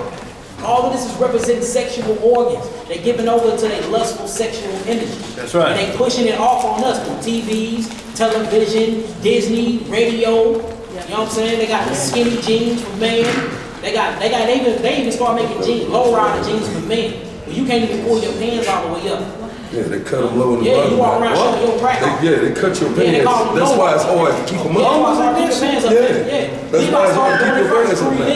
All these name brand jeans, it's made nasty stuff is going on. So think about who the clothing designers are. Homosexuals. Yeah, and then all the designers. That's where sagging come from. Yeah. Homosexuals. Oh, I'm gonna make it good. I'm gonna cut it low. Alright, let's get back to these scriptures. Alright, let's prove this DNA. So for y'all that just came in, we went over the blood, its plasma, and its semen. Then we showed that the life is in the blood, which is plasma and semen. Now we showing that DNA is inside the blood. So whenever you lay down and you swap DNA from one another, you lay down and you have sex, upon ejaculation and orgasm, you're actually giving each other your soul. Giving pieces of your souls to one another. And this is called merging of souls. Sexual intercourse, soul ties, and STDs. STDs stand for sexually transmitted demons. And that's what happens when wicked lay down with wicked. Y'all ain't doing them with swapping demons. All you doing? Before you hit that point, just so we understand the burning part, and it ain't nothing new under the sun, if we just hit a little bit of this jazz show. Let's get it. Because we're going to see a burning, a desire of another man's wife toward another individual. And I'm talking about to the point that desire is so bad that they get physically sick. So hit a little bit of this now. Hit Jazz 44. What's that movie with Will Smith and that fat white guy when he was like, he used to get couples together? And he went and got up with that white man. He was like, he's like, my drink don't taste the same no more. I can't sleep, I can't eat. I think the only way I'll be able to fix this problem is if I bang him. He said the only way that he'll be able to be sane again if he fulfilled his lust with that woman. You know what I'm saying? Same thing. He said his drink didn't taste right, he can't eat, he can't sleep, all he think about is her. He said, I can't gain my sanity back unless I hit that. Right, and y'all, this is what we're talking about. When we talk about graveyard love, y'all, we're talking about this is so powerful that it leads to death. Yeah. Look, the governor caught up in it now. They proving it. Now the woman came to the hospital where his other woman was having a baby at, and she said he slapped the taste out of her mouth because she said she wanted to rekindle her relationship with her husband, and he went like turn on. Pow. In the hospital, while his other wife, this is another man's woman. This is the burning desire that drives these situations. Now he on the run. All that stuff he had planned for us. Bad things he had planned for the sons of Israel. Now he on the run. Like we just read about Cain earlier. Go ahead now, read a little bit of that. This is from the book of Jasher chapter 44. All right, this is Jasher chapter 44. Just around 30. Yeah, I just want to get right where she failed to hear that. Yeah, Jasher chapter 44, verse 33. And she said unto them, this Pharaoh's wife. And she said unto them, surely this happened to you in the moment that you looked at him. You could not contain yourselves from him. How then can I refrain when he is constantly in my house? And I see him day after day going in and out of my house. See, and Joseph was Denzel times 1,000. Yeah. And you talking about a pretty boy. You talking about an elder boy about the jowl regions. Mixed with some hustle and flow and pretty boy. And she asked them, look, y'all see him up in here every day? Go ahead, bro. How then can I keep from declining or even from perishing on account of this? And they said unto her, the words are true. For who can see this beautiful form in the house and refrain from him? And is he not your slave? an attendant in your house? And why dost thou not tell him that which is in your heart, and sufferest thy soul to perish through this matter? And she said unto them, I am daily endeavoring to persuade him. He will not consent to my wishes. So we see at this point that Joseph's mind was right here, because he's saying, this my master and this his wife. I don't care how good she look. I don't care what she smell like. No means no. Right. Up here for him. So she hunting him. She hunting him. Go ahead, bro. And I promised him everything that is good.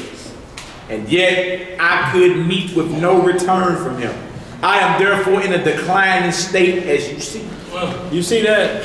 He said, no, she's fallen into a declining state. Go ahead. Powerful for this Hebrew. Yeah. And Zelicah became very ill. What she become? Very ill. Is she gonna get none of that? Yeah. Wow. On account of her desire toward Joseph. And she was desperately lovesick on account of him. What was she? Lovesick. Y'all done heard that term before, ain't you? Y'all thought that was just made up yesterday. No. Lovesick and she can't get that. Go ahead, bro. And all the people of the house of Zelicah and her husband knew nothing of this matter, that Zelicah was ill on account of her love to Joseph. And all the people of her house asked her, saying, why art thou ill and declining, and lackest nothing? And she said unto them, I know not this thing which is daily increasing upon me. Let me jump down. Yeah, jump down to the verse. Y'all read that whole chapter, but go ahead, bro.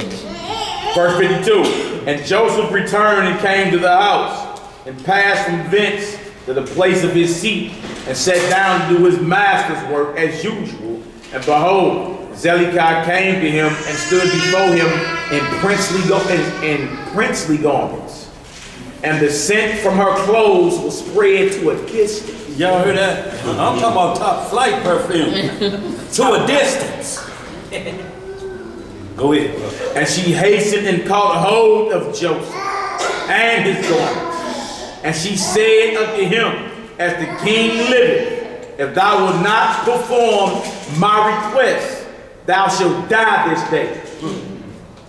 So y'all see, this didn't start in America, what a slave master's wife, Missy, right, loved. This started with a black nation first.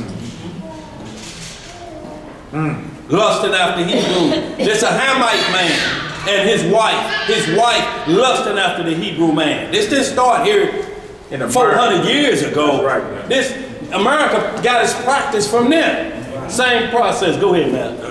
And she hastened and stretched forth her other hand and drew a sword from beneath her garments.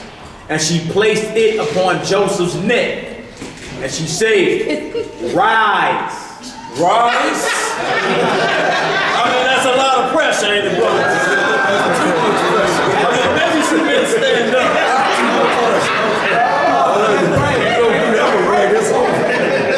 Take this.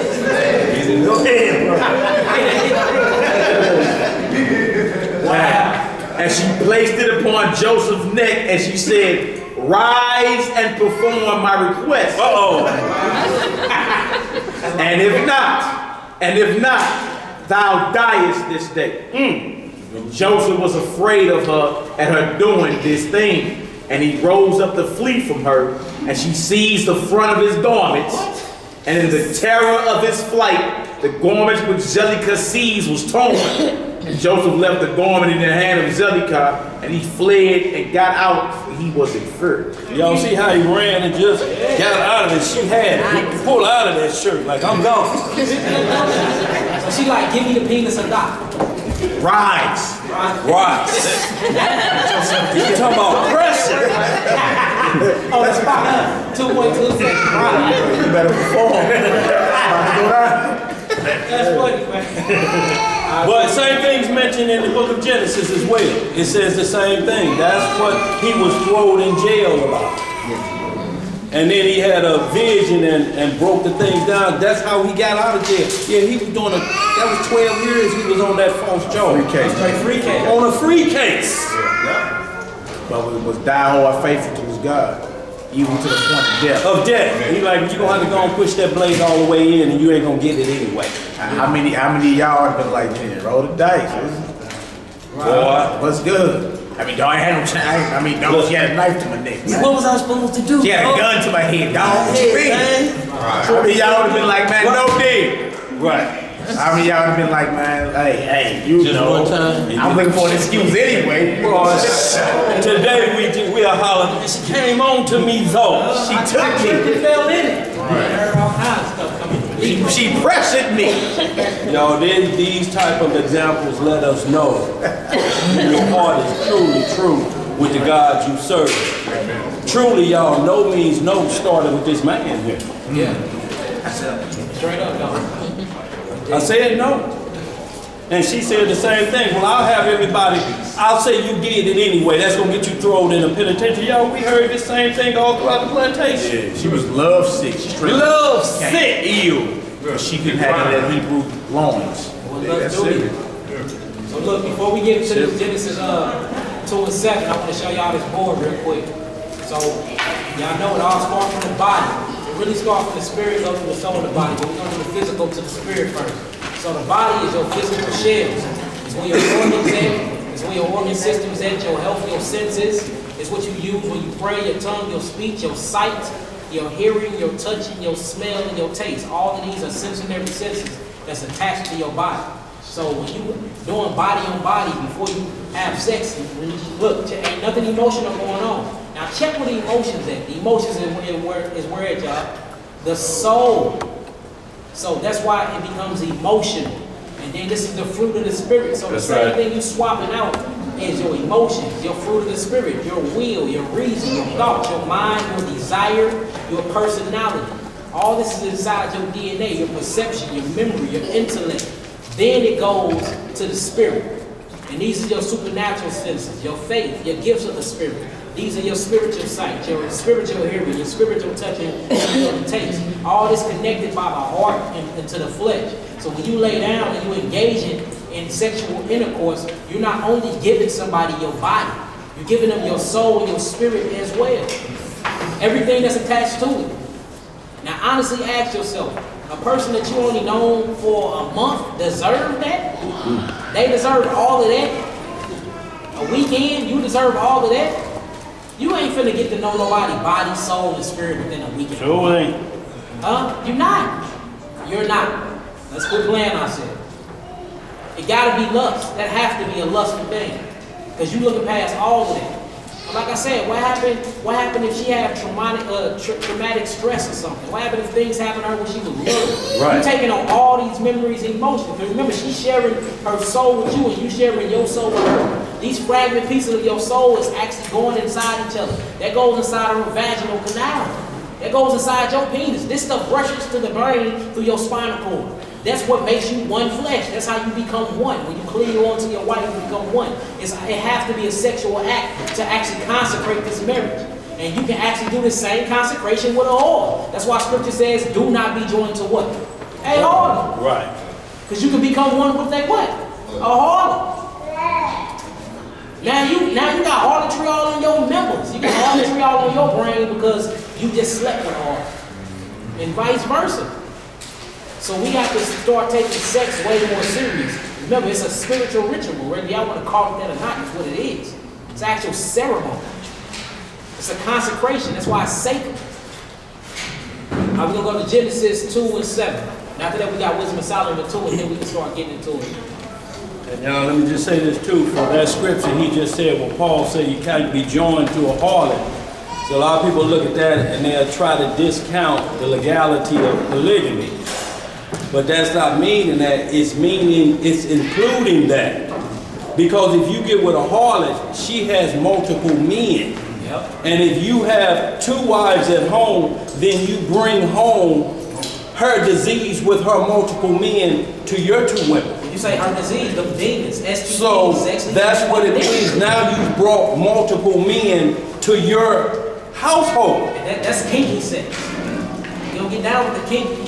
So it's covering every aspect of it. It's not deleting one. It's just telling you this is the deal. There's no such legality of philandry.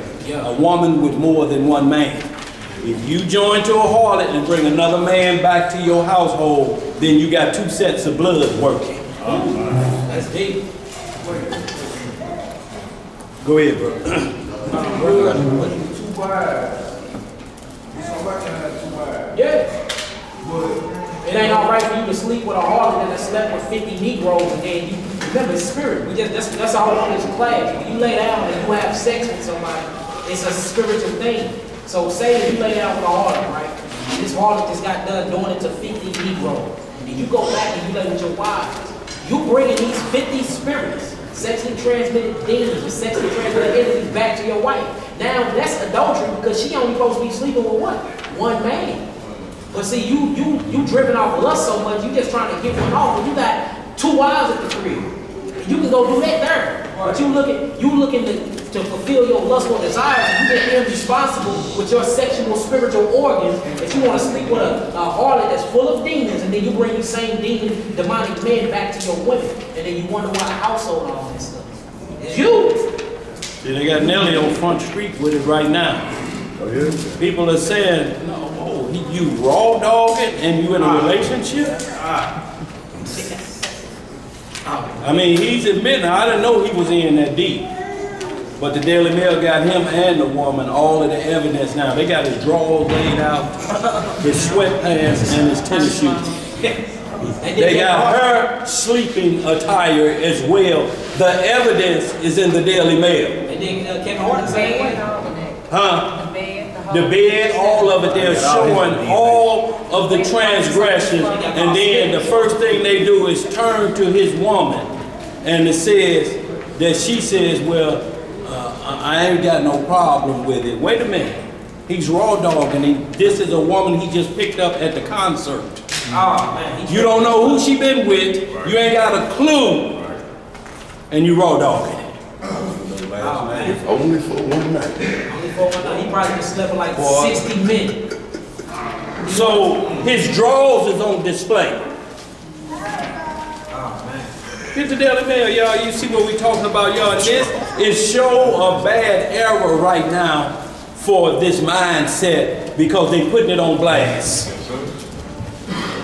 Don't forget about the sex bots. Sure. Oh yeah, it's all about Did y'all just see that last week? They got stripper robots now. Work the pole. What? Google it. I'm talking about the hips of the robot is doing this, and it's got hold of a pole.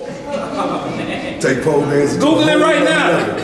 Stripper robots and see what you get. It's artificial intelligence. It's taking over. The image of the beast is speaking of. Yeah. All right, we're going to go to Genesis 2 and 7. Then somebody pull Wisdom of Solomon 2 and 22. Genesis chapter 2, verse 7.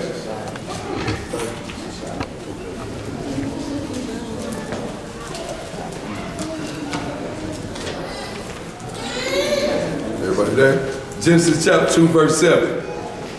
And the Lord God formed man of the dust of the ground. So he formed us with the dust of the ground. Come on.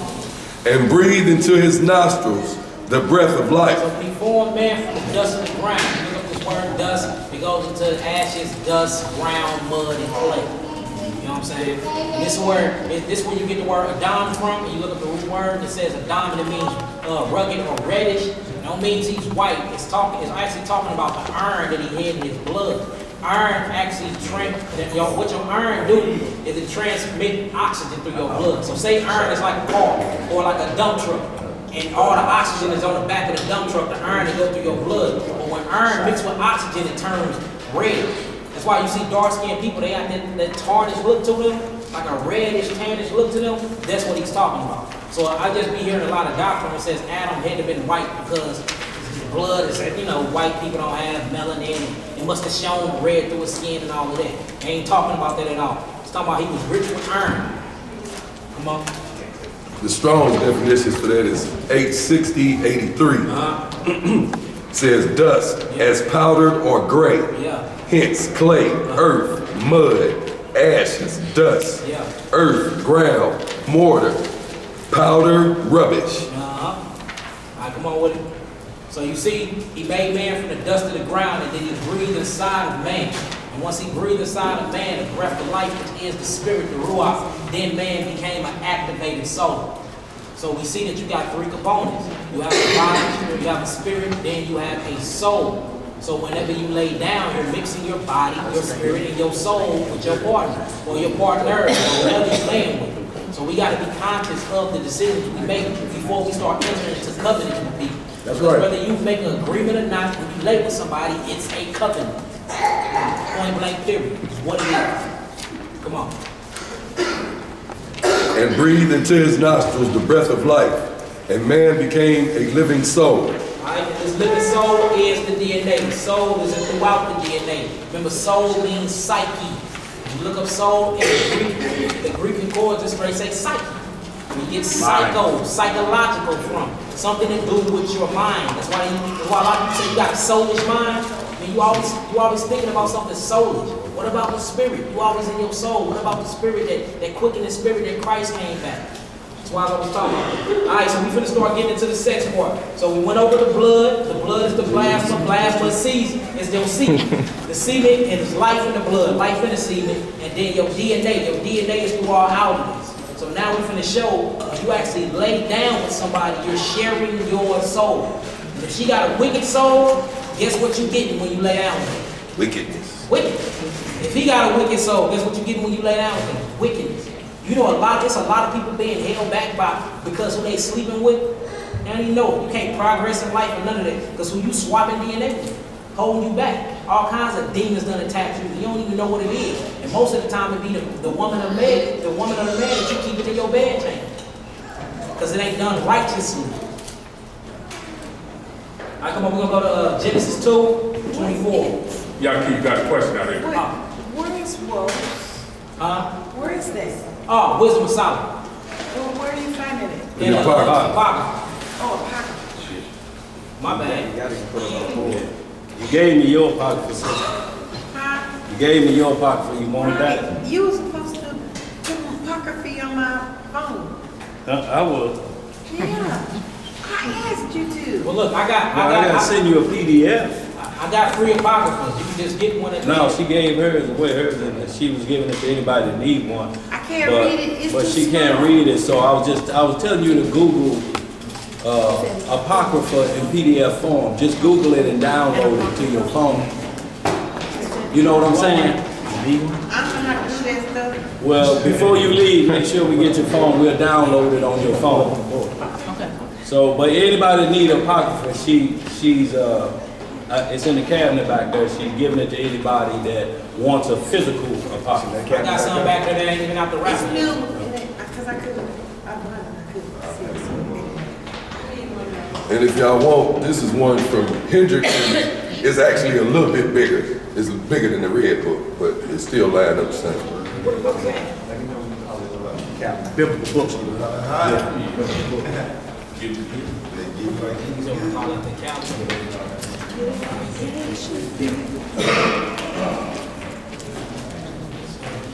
So we'll get that put on your phone, sister, today, okay? If you're able to download it. We'll get it put on your phone as an app. Oh, okay. All right? Y'all see Wisdom of Solomon? Yeah, I heard you say that.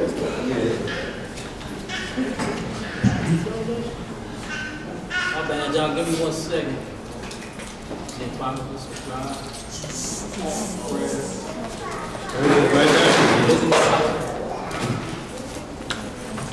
I'm pulling up on the board, y'all.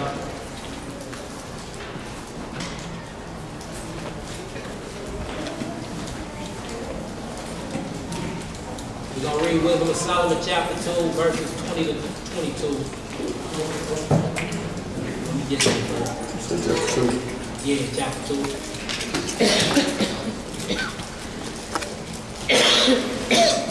Alright, let's get it. What's up here, y'all? Can y'all read it?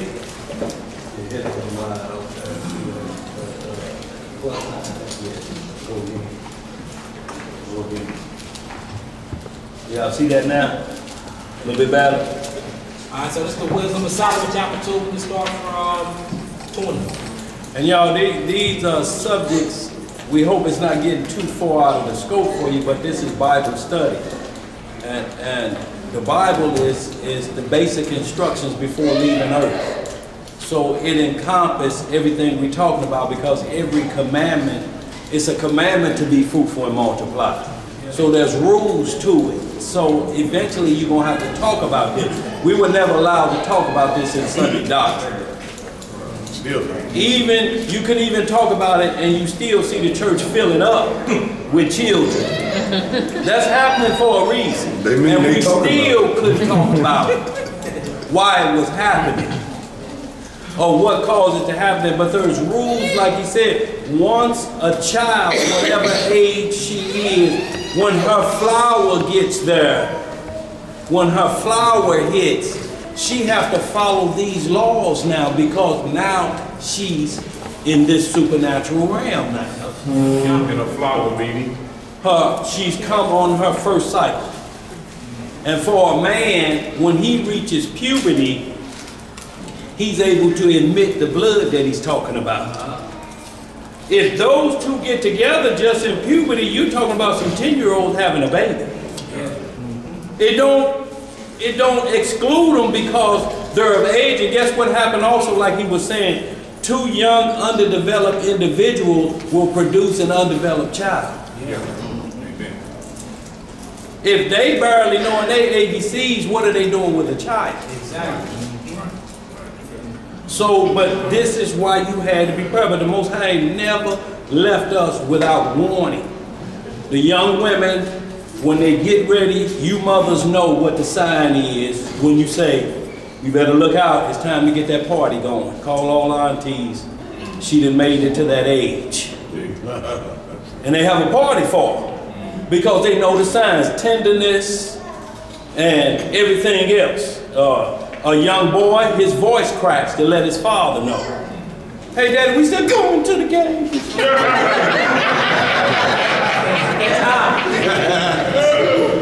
His voice cracks. And then next he'll start smelling his piss and walking like this, and you be like, hey, wait a minute now. Put them shoulders back in the closet. One thing up in there. Walk around tough like, what's up, Dad? You know, so you get the warning that this time is about to happen, so now you have to start guarding. Right.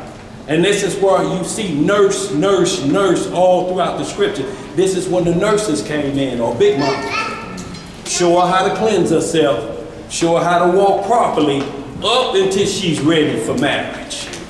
She has to know these things before she go into a marriage covenant. Because there's 2 different things. Her reaching her cycle does not, because blood is shed, does not make her not a virgin. If that's some kind of English I'm using. Prevents her from not being a virgin, I should say. Because there's a different blood there that'll signify if the marriage chambers got messed up. Because the worst thing you can do is bring a child into this world off of menstrual blood. But it says, it's like, what? The creation of what they call ungodly children. Conceived through menstrual blood.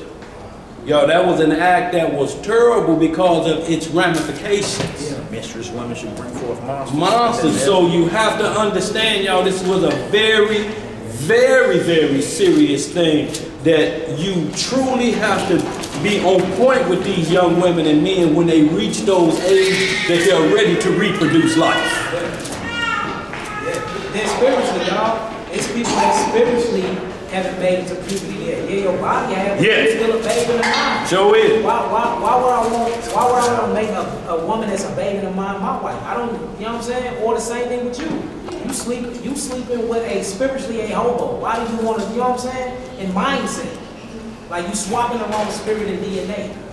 Why are we doing it? Why are we not taking this more sacred? Why are we not taking this more serious? Like it's all for lust. You just trying to get one off. That's you all. don't ejaculate. Just keep it real. And look, we ready to get, and that's the next session. We're gonna get into it. Showing how all this brings demons into the flesh. Like you might be walking around with Cali and you might be walking around with You gotta have a host. The host. Hey, Daniel. Yeah. You speak about the baby, right? Is it a spiritual thing when the innocent wears off? What do you mean? Spiritual thing, like, when you're not responsible for your, when you're a baby and you grow to a certain point, like you said, puberty and all that. So is it a certain thing when the innocence wears off? It's a spiritual thing, you know what I'm saying? The most house, you know what I'm saying? Yeah. So all of that's spiritual, right? Oh, well, it becomes physical though because it's a physical act now. But you said the ram, like, Well, what I'm saying is she don't cleanse herself properly. She has to know how to wash herself so that it don't linger behind. And you know, because everywhere she's sitting on, yo, these things are saying you're outside of being part of this temple when this part is happening to you. And it's the same thing for a man. If it go from him and he's got the crusty thighs or the crusty drawers, it's the same thing. He's still unclean until a certain part of the time of the day. So it's supernatural in that perspective. Even if they ain't really been with a woman or a man. You just can't have blood lingering on your body parts. Right. That's what it's about. You have to wash that blood off your body because you can come in contact. It's called passing or transferring the stuff because that's where contamination set in. You know, remember, you're dealing with spirits. Right. So you transfer. Life is in the blood. Life is in the blood. So those things are on men. You have to take a shower men every day. It's just not for a woman because you got dried blood on you.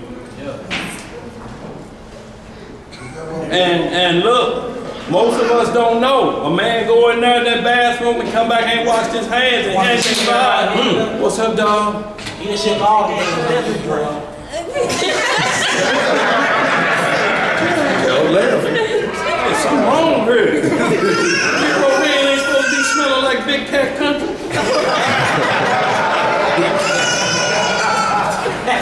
Go ahead. Come on, man, let's get this. Sister Kim. Ask, okay, what the brother was saying about kids.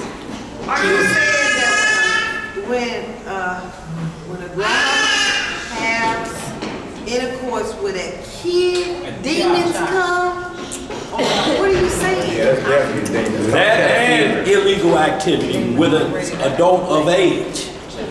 If it's outside the scope of what's designed. You see, you hear what And he's it makes saying? a demon? Yes. Yeah. Yeah, 99% of the time. it's Because a you're demon. raising energy. It's a demon. It's all about this sexual energy. Think about it. Why do he want to have sex with this adolescence anyway? What is that? What's inspiring That's him a to demon. commit this Right. weakness? It's a demon. Inspired spirit. So what inspires you to do something that you know is wrong? Whatever you do is wrong, you're being inspired by a dark, all spirit to do that. And notice the transfer. Whenever you act against what's real or what's the truth, you understand? Especially dealing with this whole sexual type thing. Like a cat don't wake up yawn and say, I think I'm gonna be a pedophile. Right. You feel me? Something has to be inspiring him. You feel me? He's being tempted, and instead of rebuking that, he's entertaining it. And then he finally goes from his mind to manifesting in the flesh, physical. You feel me? So yes, that's a demon. A dark force is now the driver with inside your mind. You feel me? The demons need a host. And then it transfers over. Because notice when this happened, notice it be taking these child's innocence and it mess them up. Now this demon is transferred. Do y'all know this? Look, look this up. Over 56% of childs that have been molested end up being molesters. That's right. Or end up being homosexual. So you see where this demon come from, and now you have literally gave this person an STD. That's right. Sexually transmitted demon. Oh. Like y'all know about the NAMBLA organization. Right. NAMBLA, North American Men and Boy Love Association. North American Men and Boy Love Association. It's an actual organization whose phrase is sex before 8 before it's too late. You see that? Fair enough. So what? Yeah. So in other words, you got lobbyists in DC. That's right. Promoting this organization called NAMBLA. NAMBLA is an organization recognized by your government where it gives a green light to pedophiles to lay with boys before 8 years old. Now, why is that age 8? Why is that age? And why? And look, and this gets deep into what they call the illuminate ones, where they think when you go inside of a young boy like that, you taking that spiritual, innocent, sexual energy from them, and they think it prolongs their life. They call these little boys rectums the tunnels of enlightenment. What you calling an 8-year-old boy rectum the tunnel of enlightenment for? And notice, whenever they rape these little boys, it had to be violent.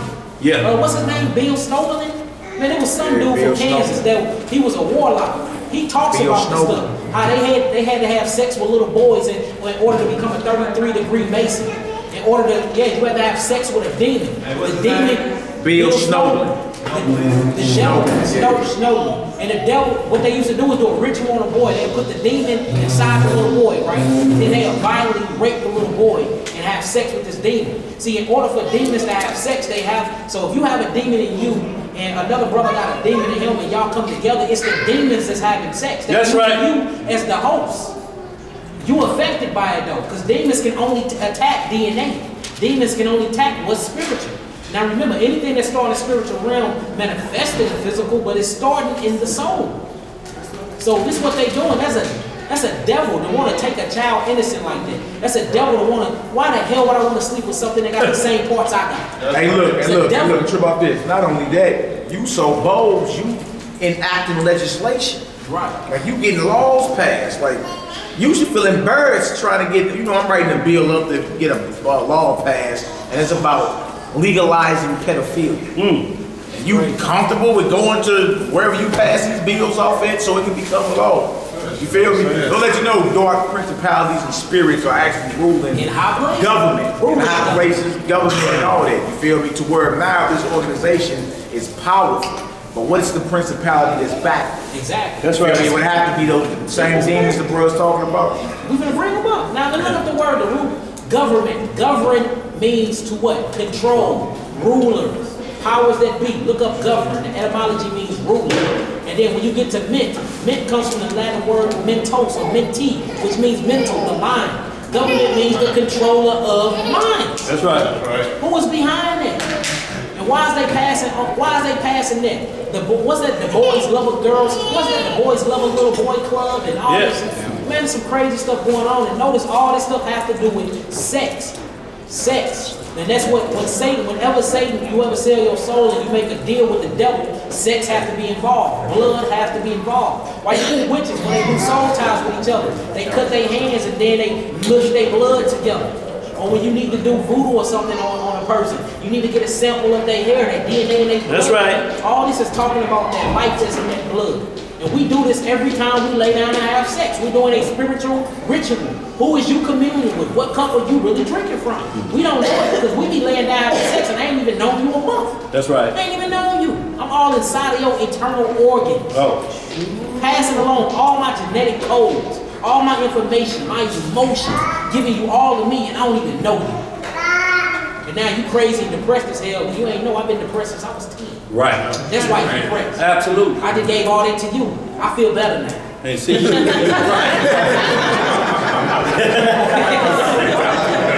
how it works. That's not a personal testimony at all. Good, bro. But like Joel 3:3, now you understand it a little bit better for captivity when it say, and he had given soul a boy for an harlot. Yeah. And given a girl for wine, so now boys, they are actually young Hebrew boys. If y'all ever see the movie Goodbye Uncle Tom. Right.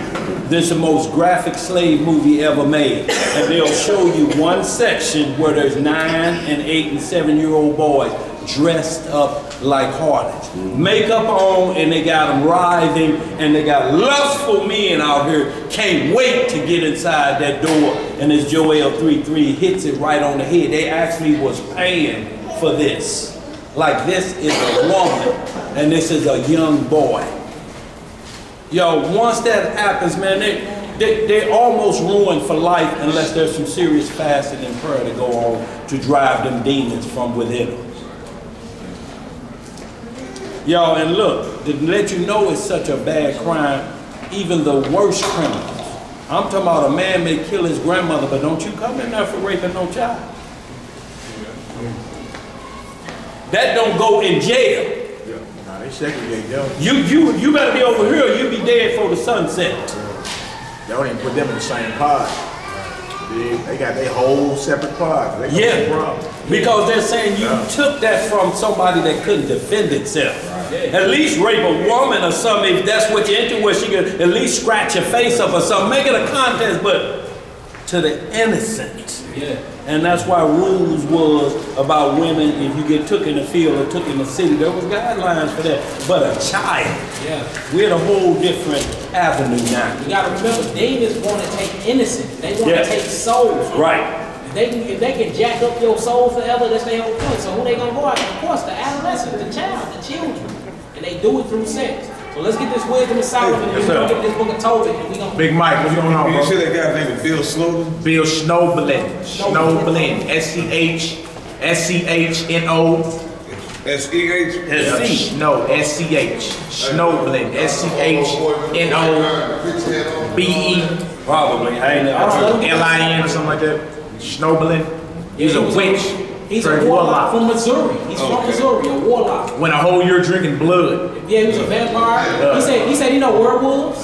And then when he lost his power, he said that the credo amongst the witches is whenever you lose power, find sanctuary at a Mormon church. Yeah. Oh, you said it too, sis? That Bill nigga was wicked as hell. And now he just gave his life over to Jesus Christ. Yeah, I hear you. We shall see. Right. You done done it up little boy's butt. What you mean you gave your life to Christ? Alright. Bill Snowden. Alright, so let's read this Wisdom of Solomon. In chapter 2, we're gonna read 20 to 22. 20 to 24. Chapter 2. Wisdom of Solomon, chapter 2, verse 20. It's on the board, y'all. Let us condemn him with a shameful death, for by his own saying he shall be respected. Such things they did imagine and were deceived, for their own wickedness hath blinded them. As for the mysteries of God, they knew them not, neither hoped they for the wages of righteousness, nor discerned a reward for blameless souls. Come on. For God created man to be immortal. So now we know what the image is. God created man to be what? Immortal. Eternal. Meaning you can't die. All death is to you is the lake of fire. You can't die. You're an eternal being. So when you lay down and you swap it, what you're swapping is eternity with each other.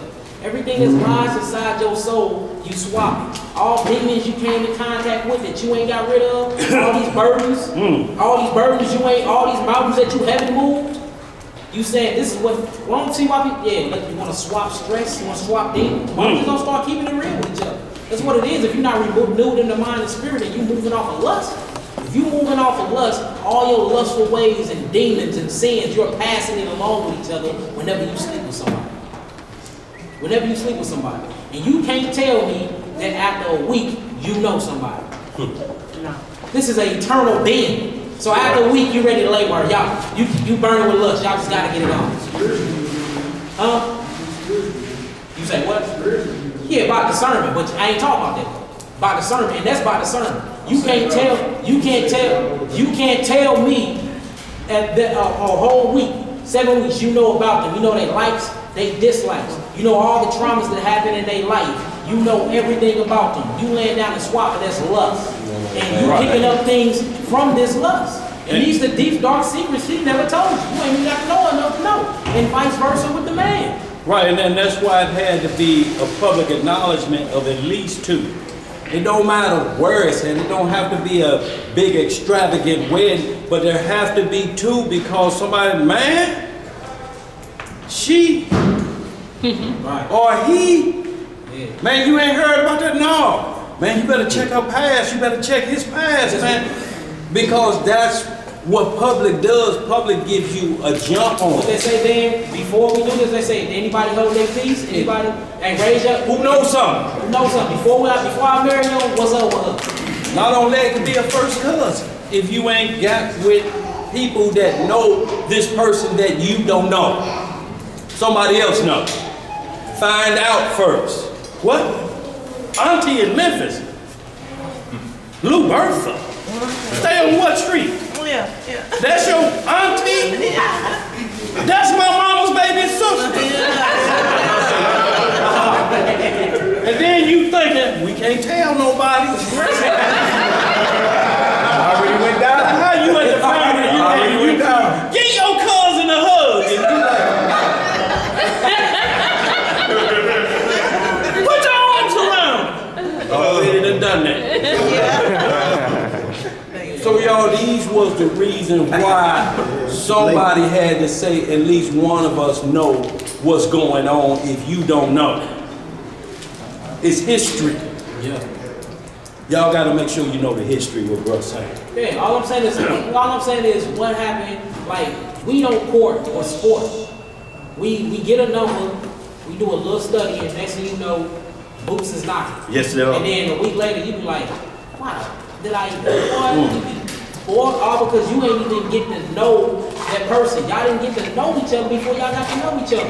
Now y'all done swapped all these STDs, sexually transmitted demons, and y'all hate each other. And it could have been prevented because all y'all had to do was sit down in court. Take the proper righteous steps. Right. But y'all didn't do that because both of y'all are stuck in lust. Right. And a lot of people gonna say, no, that ain't true. That's what it is. If it ain't that, then what is it? How you find out she can't cook? I just like a whole lot. Right. You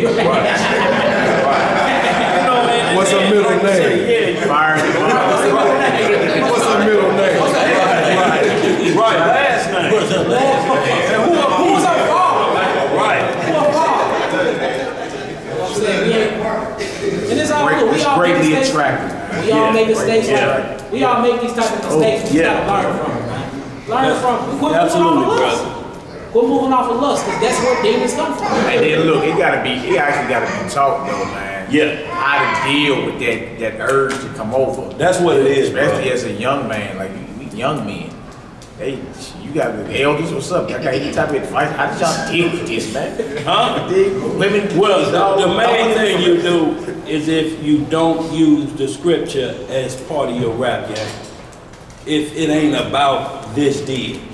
If you pull this into and help you out with your rap game, you cheat. And that's what's gonna happen because you can't make this make you jump the gun.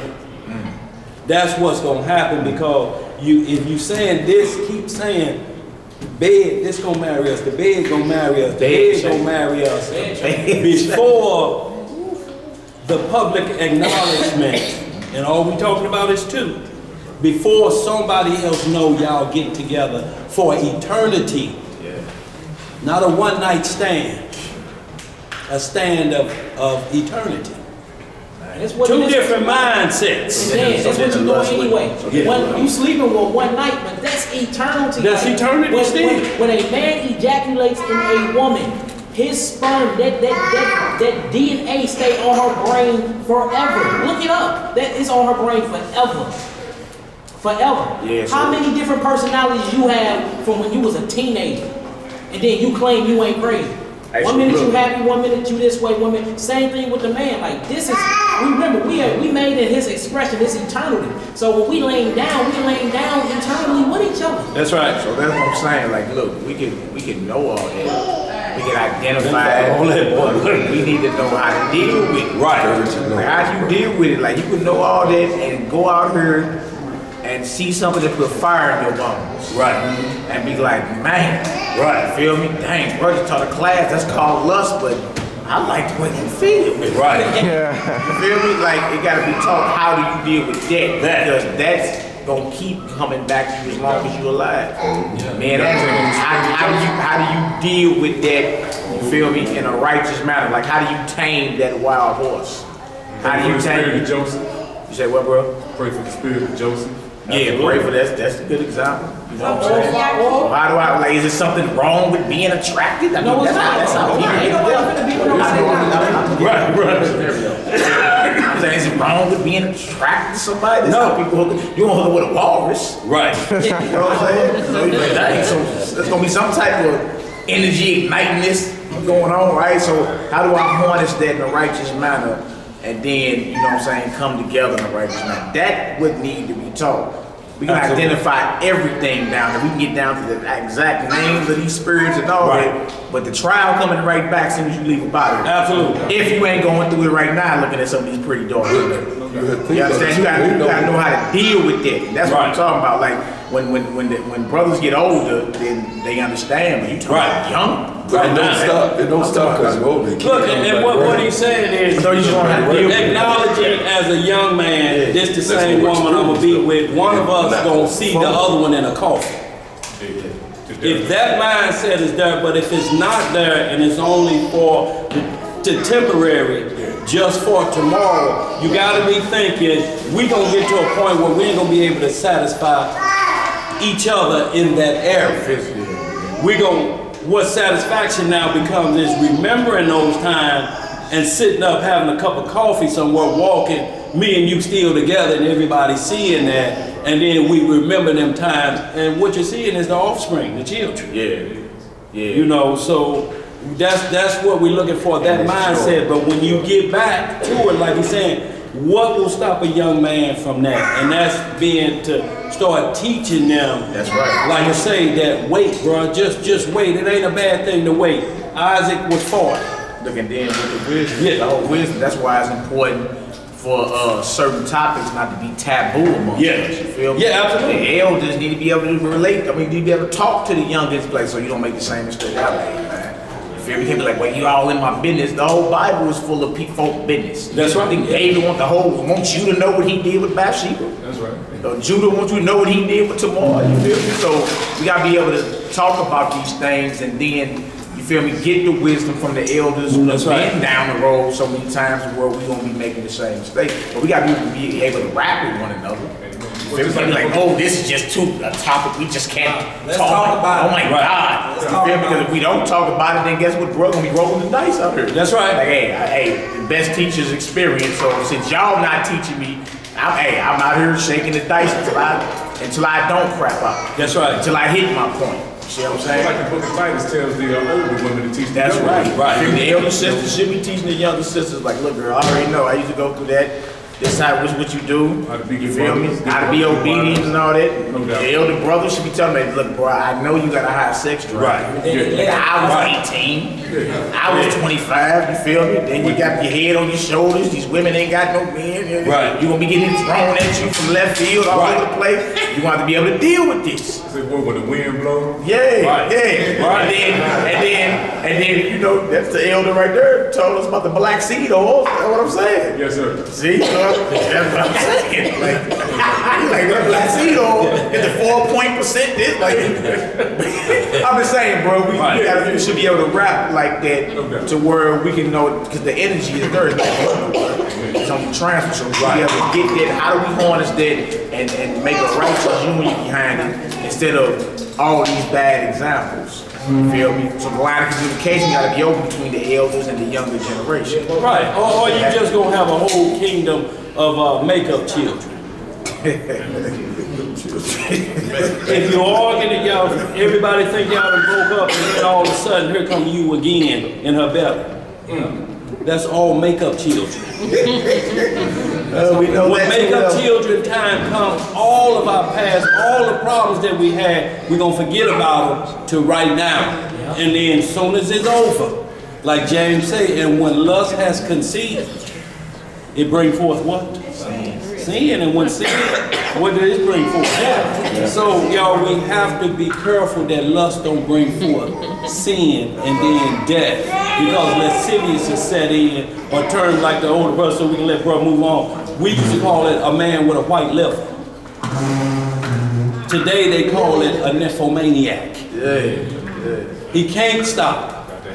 And then, like I say, women, you know, you look at a man like this and he tell you up front, he like, I got to have it. Now, do you want to marry me? Yeah, and they thinking I could tame this wild spirit.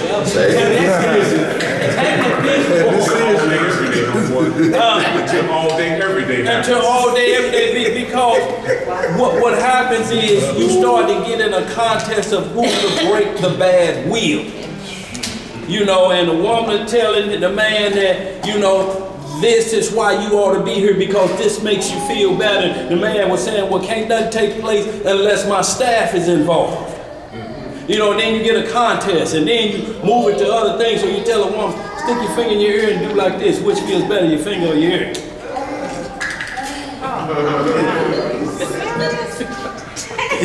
This are the contests where you go to from dealing with the point at hand. Which feel better? Because ain't nothing taking place unless the man is rising. Truth, man, God, that nigga true. Boy. Let's move on, man. Let's get to it. We're going to finish off verse 24. Yes, sir. Then we're going to jump down. Let's finish off verse 24. I mean verse 23. Read 23, 24, and then we move on. For God created man to be immortal and made him to be an image of his own eternity. Of his what? Of his own eternity. Nevertheless, through envy of the devil came death into the world, and they that do hold of his side do find it. They do what? Do find it. All right, let's get to Genesis. We're going to go to Genesis chapter 6.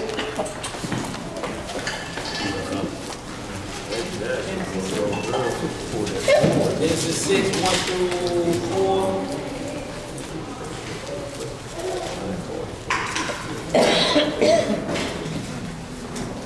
Genesis 6, 1 through 4. Let's go to Job.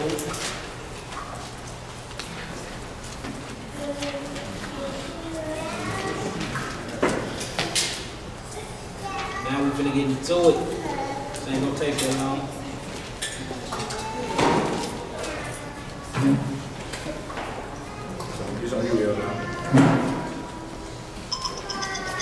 Genesis 6, 1 through 4. Book of Genesis, chapter 6. And it came to pass, when men began to multiply on the face of the earth, and daughters were born unto them, the sons of Yah saw the daughters of men that they were fair, and looked, and they took the wives of all which they chose. So they weren't supposed to do this anyway. But the watchers, the angels seeing beautiful Zion, they're like, look, I got to have it. So they conspired within their hearts to come down to earth and sleep with the women.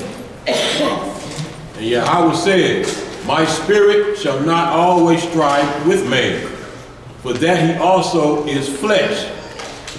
For that he also is flesh. Yet his days shall be 120 years.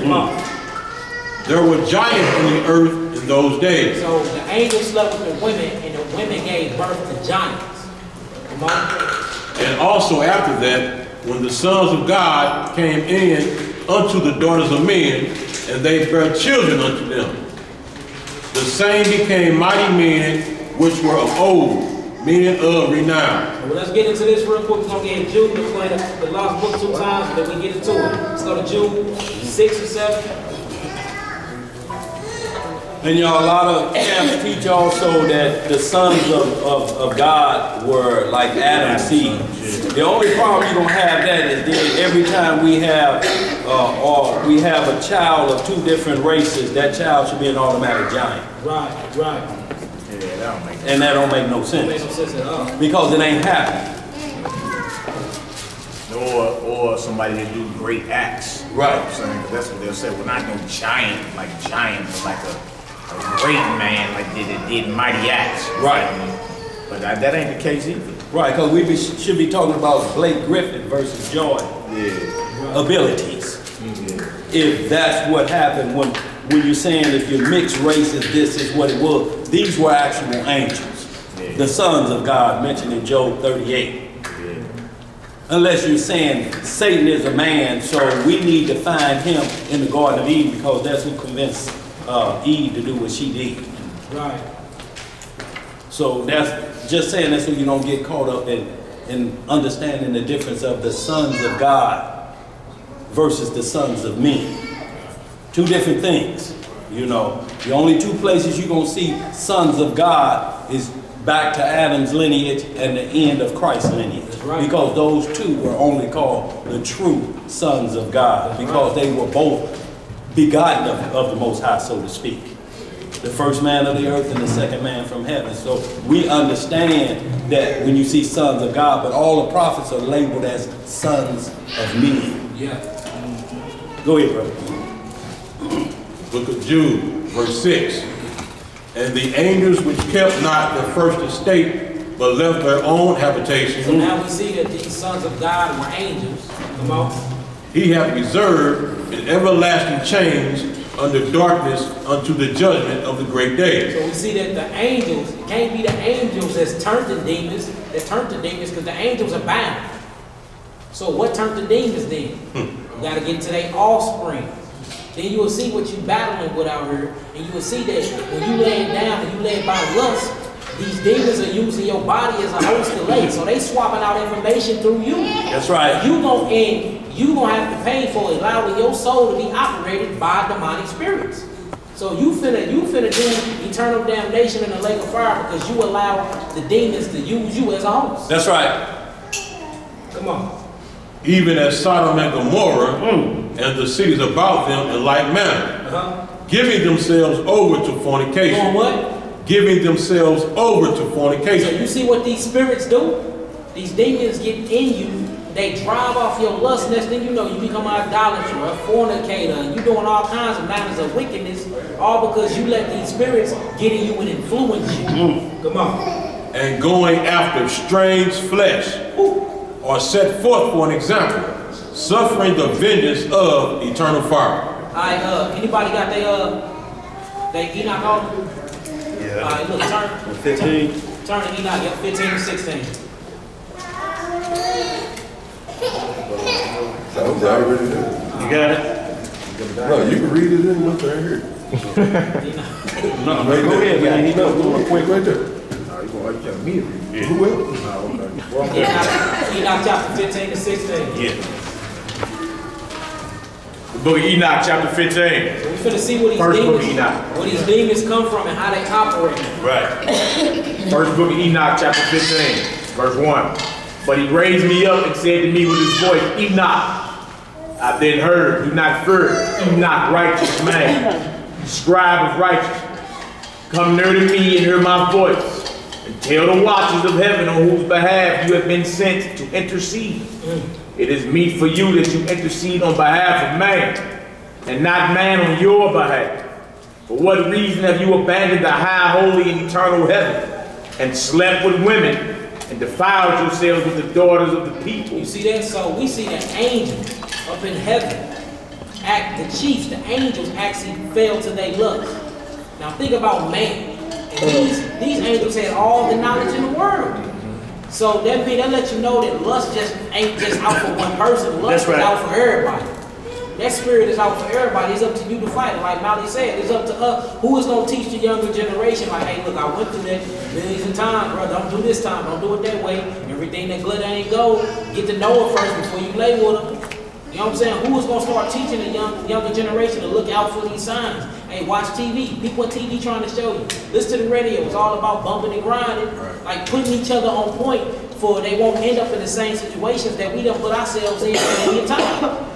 Come on, bro. Taking wives, acting like the children of the earth. Ooh, you see that? Taking wives, acting like the children of the earth. And begetting giant sons. You see that? So when they slept, when these angels came down and slept with the women, they begot giants. Now the offsprings of these giants and the spirit of these giants is what came to be demons. That's right. Surely you used to be holy, spiritual, the living ones, possessing eternal life. But now you have defiled yourselves with women, and with the blood of the flesh begotten children. You see that? The blood of what? Flesh begotten children. So he just said it. Now we was talking about the blood. The life is in the blood in the beginning of the class, right? That's right. And inside that blood is DNA. He said that the blood of the flesh of these women, that it had defiled you. You used to be eternal. You was chosen ones, eternals in heaven. Now you have defiled yourselves with blood. See how important this blood is? And how blood can either bring forth life or death. Come on. You have lusted with the blood of the people, like them producing blood and flesh, which die and perish. On that account, I have given you wives in order that seeds might be sown upon them and children born by them, so that the deeds that are done upon the earth will not be withheld from you. You see that? So angels came down slept with the women, and for the women letting them sleep with them, and for the angels coming down and punish both of them by them bringing forth seed. Man, these big old giants was eating people. They was, man, going to war, tearing up the cities. It got so bad the earth cried out. Earth like, God, what did you have unleashed into these women's belly? Paul Bunyan. Huh? Going around eating people. Not fruits, not trees. And then if you look at ancient historians, you start looking at these old buildings in Egypt and stuff, man, they got big old chairs. Who made these big chairs? Right. I'm talking about people standing up, 100 people can sit in one chair. They got cups as big as a car, a cup big as a car. Who was drinking out of this cup? And you see the stupulars, and you see their beds and stuff. They was making humans serve them like they were God. That's the right. giants was. So the women, everybody, man, they on earth like, dang, we should have never let these angels lay with us, because what we done produced, we serving now. We serving our creation. And if you look in chapter 6, the angels knew what they was doing when they slept with them. They made a covenant and an oath to do it. Yeah, most definitely. Come on. Indeed, you, formerly you were spiritual, having eternal life, and immortal in all the generations of the world. That is why formerly I did not make wives for you. But the dwelling of the spiritual beings of heaven is heaven. You see that? So he's saying you didn't need no wife. The way you get that energy you already had, you got it in worshiping me. Same, now look, this is the same thing that Paul did. Same thing that Jesus was on. Right. They didn't need to have sex. They took that same energy and used it to devote themselves to the Most High. That's right. Same thing that the angels supposed to be doing in the kingdom of God. Now, and that don't mean angels was formed like Ken and Barbie dolls. Right. They got parts. Obviously, they got the same parts. They came there and used them, didn't they? Ken and Barbie. Right. So, y'all understand that. You may hear that doctrine as well, that they don't have the body part. They got the parts. They came there and used them. They were just told not to use the part. Or, if you're resurrected in the kingdom, you're going to be without your parts. Androgynous. Right, because it says in the resurrection, they're not given into marriage. So if any of us die before the second coming, the wife that you died with will be your sister. She'll be my sister. I'll be her brother. That's what angels are like. That's when it said you shall be like the angels. You're not going to get into marriage anymore. You're like brothers and sisters. You still in this fold. This marriage part is for those that are alive and remain to repopulate Israel. You're unicking it out now. You unique. Yeah, you're unicking it out. So you don't want to get the misunderstanding, because you'll be thinking, oh, I'm going to be resurrected with nothing. Right. Now you still going to have your genders. You just the Ken and Barbie look. That energy gonna be devoted to God. And check this out. We can't even say it ain't no Ken or no Barbies no more. They starting to put them on the board. Right. All vaginas and penises now. Oh, yeah. All Barbies now. Vaginas and penises. So if y'all getting y'all daughters any of them Kens and any of them female Barbies, make sure y'all pull them draws now. They might have some. Same right at the back. Yeah, verse 8. But now the giants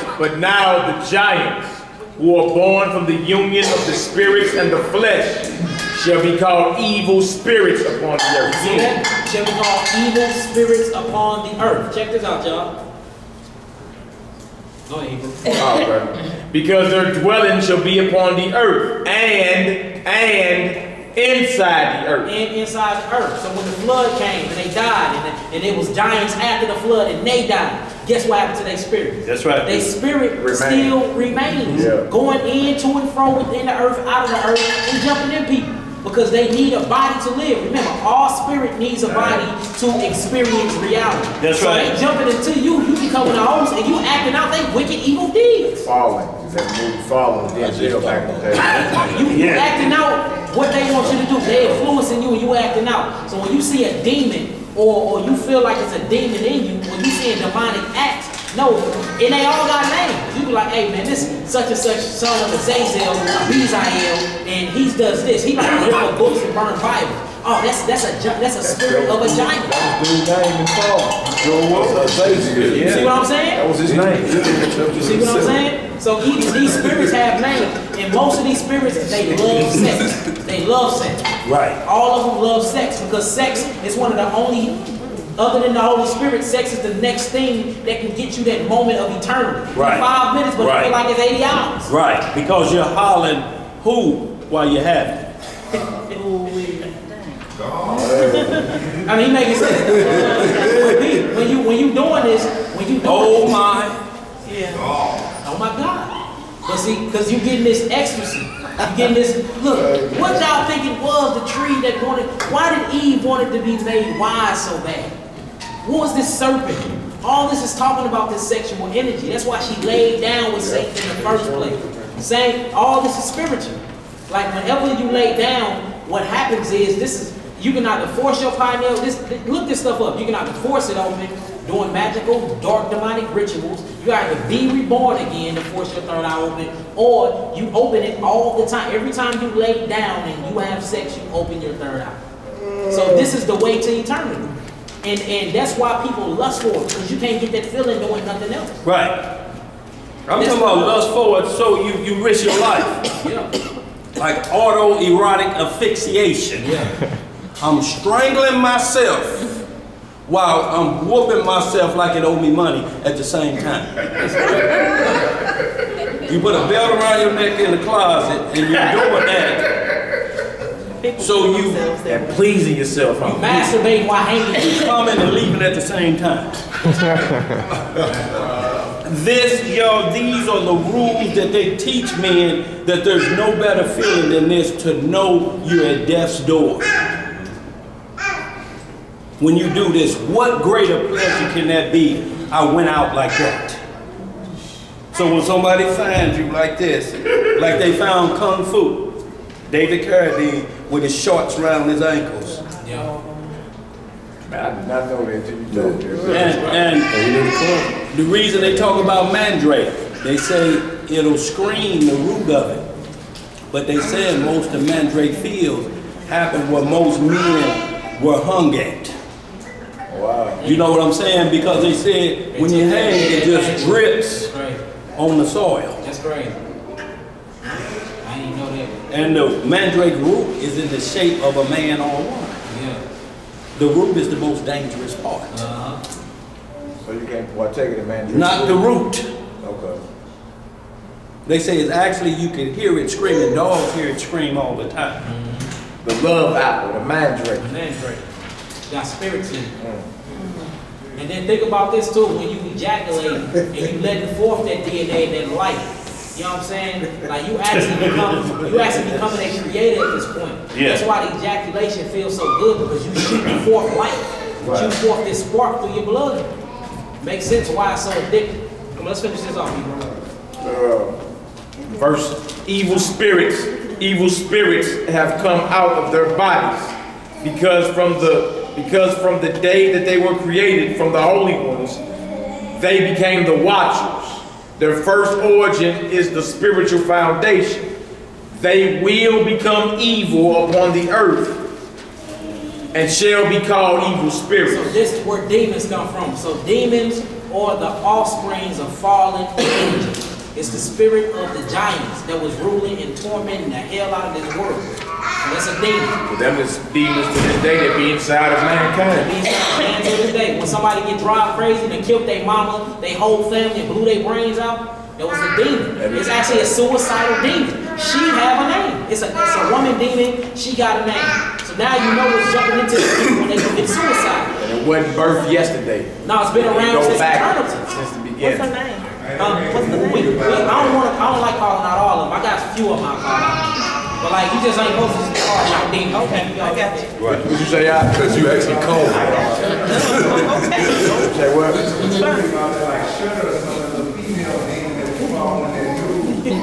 What's the name of the movie?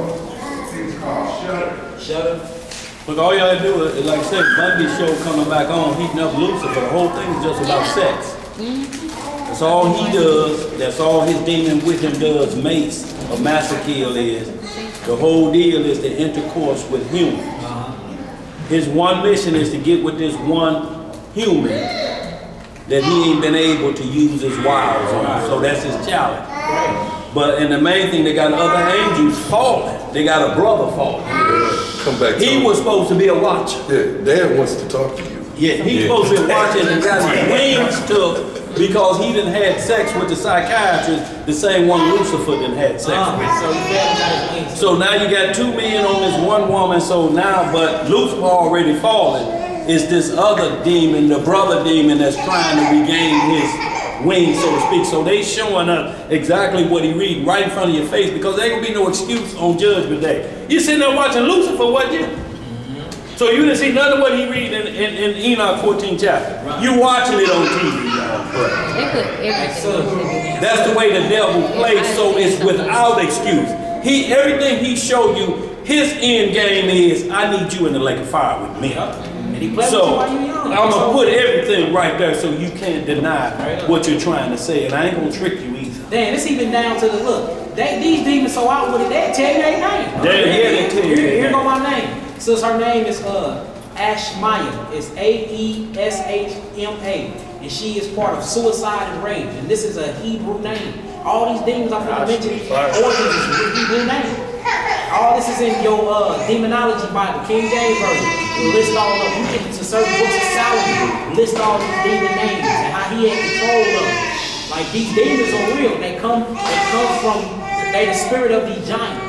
And all of them make them do specific things. So say if you got a masturbation problem, it's a straight demon for that name. That's right. Say if you a liar, you like to manipulate the Bible and take certain words out, it's a straight demon that likes to manipulate and twist scripture. You know what I'm saying? It's different, just like it's different angels for the elements of God. It's an angel for rain. It's an angel for lightning. It's an angel for hail. It's an angel for all these different things. Just for your spiritual, emotionals, and components, it's demons and angels for them. You are a transmitter. All you do is get influenced. And your soul have a will. Your soul is the will. The will to either go with what this spirit is inspiring you to do or go with what this angel is inspiring you to do. And that's why your soul have to pay the price for it. Because whenever your soul give in to the will, your body acted out. You see what I'm saying? But you constantly being influenced. Molly say it all the time, sending and receiving. That's all we doing all day, uploading information and downloading information. Come on, Hebrew. Let's finish this off. It says, the dwelling of the spiritual beings of heaven is heaven, but the dwelling of the spirits of the earth, which are born upon the earth, is in the earth. The spirits of the giants oppress each other. You see that? The spirits of the giants do what? Oppress each other. Oppress each other. So say you got an evil spirit in you, and I want to get something done, and I got an evil spirit in me. We straight be going back and forth on who else we finna manipulate. That's right. It's crazy what's going on. You be in a whole argument, you arguing with somebody, and then you be like, damn, was we mad at each other for? Boom, two demons is going back and forth. That's right. Because you allow them inside your temple. And one of the easiest ways to allow demons inside of you is through sex. This is scientifically proven. Whenever I'm done with this class, we're going to go through the science of this mind blowing. That's why we got to watch what we laying down with, watch what we drinking bread with, all of that. All of that. Remember, we are spiritual people first. Spiritual. Come on, Hebrew. They will corrupt, fall, be excited, and fall upon the earth and cause sorrow. They eat no food, nor become thirsty, nor find obstacles. These spirits shall rise up against the children of the people and against the women, because they have proceeded forth from them. Chapter 16. In the days of the slaughter and destruction and the death of the giants and the spiritual beings of the spirit and the flesh, from which they have proceeded forth, which will corrupt without incurring judgment, they will corrupt until the day of the great conclusion. See that? So until God comes back, the second coming of the Messiah, you're going to be getting influenced. Right. You're either going to be stopping it or you're going to be rolling with the ball. Going to be at war. You're going to be at war. Yeah. Until the great age is consummated, until everything is concluded upon the watchers and the wicked ones, and so to the watchers on whose behalf you have been sent to intercede, who were formerly in heaven. Say to them, you were once in heaven, but not all the mysteries of heaven are open to you. And you only know the rejected mysteries, those ones you have broadcast to the women in the hardness of your hearts. And by those mysteries, the women and men multiply evil deeds upon the earth. You see that? He's saying, I ain't even break you off with all the mysteries because I knew you was going to be on what you was on anyway. So you teaching them how to do rejected mysteries. Yeah, you got rejected mysteries. You teaching them astrology and the way of working iron and metals and teaching them how to do botany and work with herbs in the field to heal and all of this stuff. He like, look, I knew you was going to get it. I gave you the rejected mysteries. You ain't even got the real Jews that I got up here. So the women wanted to be wise like Eve had sex with Satan to become wise. The same women did that on earth. They had sex with these angels to become wise, and they didn't even get the true wisdom. They didn't even get it. Lust. Yeah, look. Lust, boy. Come on, you bro. It says, tell them, therefore, you will have no peace. All right. Now we're going to read Tobit 6. Got a few more after that, and then we're going to get up out of here. Tobit the 6th chapter.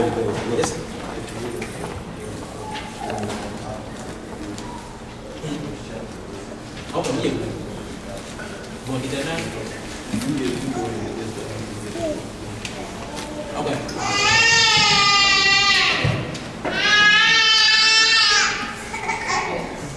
You going, bro? All right, shalom. Shalom, push, shalom. All right, shalom, bro. Yeah, we ain't got long. We'll be on out of here very shortly.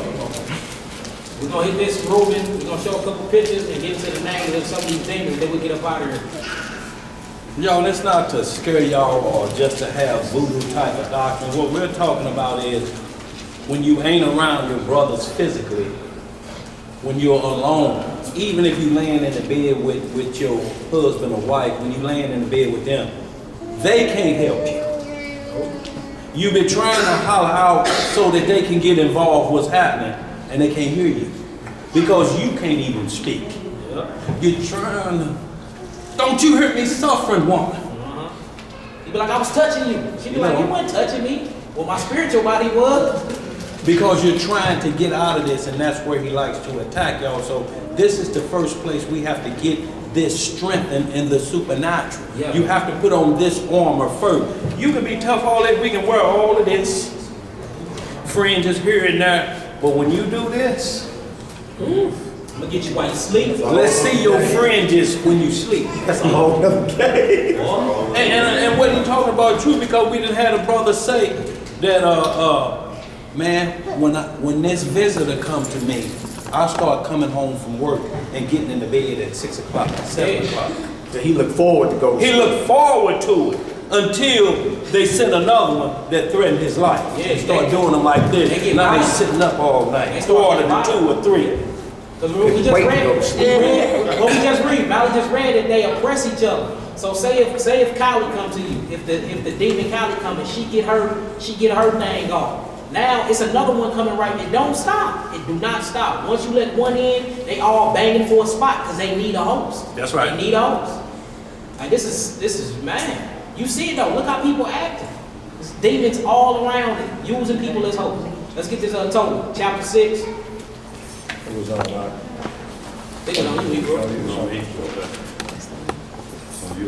Tobit, chapter 6. Let's get up out of here. Y'all got some understanding so far though? We know it's rough talk, but it's talk that need be, y'all. We have to have it. That's right. For understanding. Because if you go question or talk about law or talk about what's righteous about that, you got to know it from the most intricate parts of it. Let's talk about it. That's right. It is what it is. See, but if they ask us about the strange side of it, we be hurry up and do it. Right. Because we know that language. We like to whisper. Right. Let's get freaky tonight. Right. Let's get kinky. That means of the abnormal. Kinky. Kinky is actually of the abnormal. Let's get of the abnormal tonight. And understand what happened. And then when those spirits clash and you break up, what's the first thing you point the finger at each other with? That freaky behavior, don't you? You don't never say, you don't hear no woman holler, that good love making man, I can't stand it. They go straight to the gym. They go right to where you like what you like on the other side of the door. All he like to do is do this, and then then I put my finger. You gay nigga? Remember you let me put my finger? I seen that on Facebook the other day. I'm like, wow. And then he talking about her. Where she like to put certain areas and different things. And then that's what the public hear. The public don't hear nothing about the relationship. Just say, it just went bad, man. See, both of us to blame for this. It went bad. I'm through with it. We done talked about it. It's through. And you don't go because this dirt in that hour, you are saying things and you're promising things because you're in a force that's got you, and you'll make and tell lies. And then you start calling yourself sexual organ. Yeah. You D-head. Yeah. You cunt. You notice you start calling each other after the sexual organ wars. Like, what is really going on here? Crazy. Really want to get back together. in that type of way. Where we at? Chapter 6? It's on the board, y'all. We ain't got that much longer. We grew up in the era of Too Short, too. Yeah. Too Short. Oh, man. Well, what demon was that? He was on him. That's all he talked about. There was a lot of things. Cocktails. These are the tales. Yeah. Oh, my God. I seen Short Dog on a reality show the other day crying. Crying. A woman broke his heart. I said, not too short. Not short dog. Not short dog. He said that he got that name, Detroit. Yeah. Not short dog crying. Come on, what verse we started on? Verse 1. Tobit chapter 6, verse 1. It's on the board, y'all. And as they went on their journey, they came in the evening to the river Tigris, and they lodged there. And when the young man went down to wash himself, a fish leaped out of the river and would have devoured him. Then the angel said unto him, take the fish. And the young man laid hold of the fish and drew it to land. To whom the angel said, open the fish and take the heart and the liver and the gall and put them up safely. Ooh, you heard it? The heart, the liver, and the gall. And this is where the most blood flows in. So what's going on? Come on. So the young man did as the angel commanded him, and when they had roasted the fish, they did eat. Then they both went on their way till they drew near to Ecbatane. Then the young man said to the angel, Brother Azarias, to what use is the heart and the liver and the gall of the fish? Check this out. So he want to know, why am I using the organs of this fish? What am I using it for? Come on.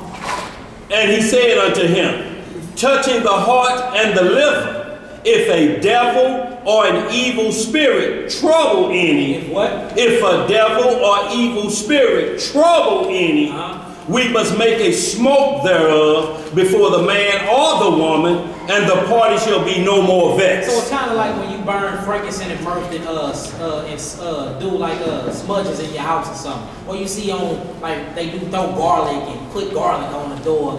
So they talking about a ritual to actually get rid of evil spirits. We just read that these evil spirits came from the giants and the angels coming down. So he's saying, look, take the gallbladder of this fish, and when you roast the fish and you eat it, he's saying burn it. And the smoke thereof, the smoke that go up will keep them away from you. See what I'm saying? What was the name of that fish? But look, see all this is done spiritually now. You know what I'm saying? This is a spiritual thing now. Come on. For the gall, it is good to anoint a man that hath whiteness in his eyes. You see that? So somebody with glaucoma or something going on, spirit that blinded the mind, and say, get the fast of that gall, burn that gallbladder. Fix your eyes up. Then he shall be healed. And he shall be healed. But now we have our true healer, which is Christ. He's the healer of the nation. You know what I'm saying? Come on. And when they would come near to Ragus, is that pronounced right? And the angel said to the young man, Brother, today we will lodge with Raguel, who is thy cousin. And he also has one only daughter named Sarah. I will speak for her, that she may be given thee for a wife. Check this out, y'all. For to thee doth the right of her appertain. Let me read that over. For to thee doth the right of her appertain, seeing thou only art of her kindred. And the maid is fair and wise. Now therefore hear me, and I will speak to her father. And when we return from Ragged, we will celebrate the marriage. See that? So he putting the door on. He like, look, I got somebody for you to marry. And notice he buttered it up the table. The maid is wise and fair, beautiful. You know what I'm saying? He ain't never sit back like, dang, why you promoting so much? Let's see what's going on with this daughter. Come on. For I know that Raguel cannot marry her to another according to the law of Moses, but he shall be guilty of death, because the right of inheritance doth rather appertain to thee than to any other. Come on. Then the young man answered the angel, I have heard, Brother Azariah, that this maid had been given to 7 men who all died in the marriage chamber. So look, he's like, hold on, man. Word got back to me that 7 men before me died in the marriage chamber. Do y'all know what the marriage chamber is? If we look it up, it says the bed. So whenever they get, baby, who is that? She said, oh, no. So what's going on inside of this bed chamber, whenever she laying down to get busy, a demon come and kills the man she getting busy with. So y'all telling me demons ain't transferred through sex? Before they get busy. Before, sexually look, he ain't even letting it happen. He like, y'all ain't getting this mine. This is a demon, an evil spirit. Huh? But look, notice, it don't never happen outside the bedroom chamber. It's only when it's time to get down. That's right. When it's time to get down, that's when he come forward. What is this telling y'all? Obviously, sex is a very, very important thing.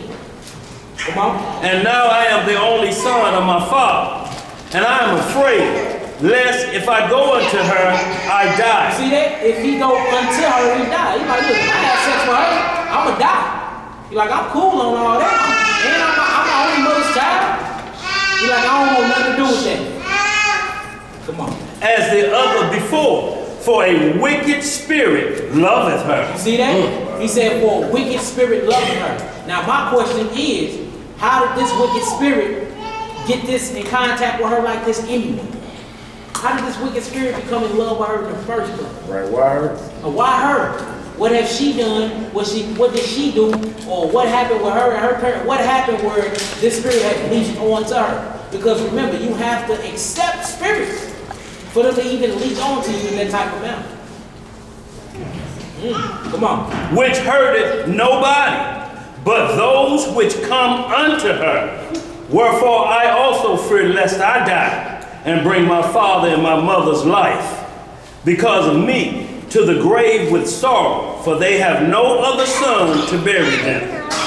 Then the angel said unto him, dost thou not remember the precept which thy father gave thee, that thou shouldest marry a wife of thine own kindred? Wherefore hear me, O my brother, for she shall be given thee to wife, and make thou no reckoning of the evil spirit.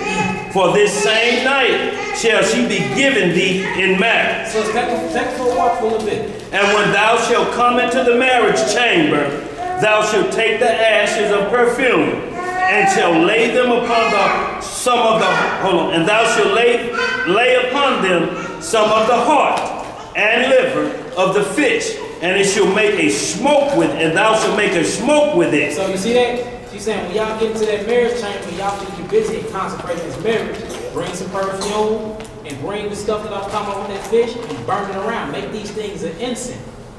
Right? Come on. And the devil should smell it and flee away and never come again anymore. That might be some type of gallbladder, fish heart. It said the evil spirit would smell it and never come again. So it's just showing you that she had an evil spirit on her that affected everybody else. He wouldn't even let her get down with nobody. She needed to be married. He wouldn't even let her marry nobody. Like you mine. Right. So just imagine what we be having up in us that we ain't got rid of yet, and we just going around swapping DNA with one another. Ain't doing the courting phase or none of that. Just imagine. They trying to get rid of it. Ain't right. Come on, you're right. That's the end of that? And the devil shall smell it and flee away and never come again anymore.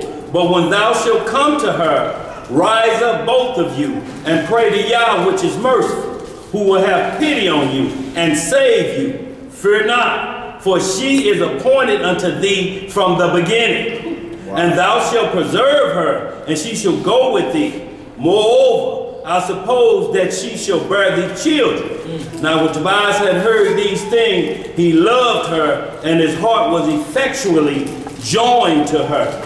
So, you know, but what we got also here too is a powerful thing. They could see a woman and lust after her.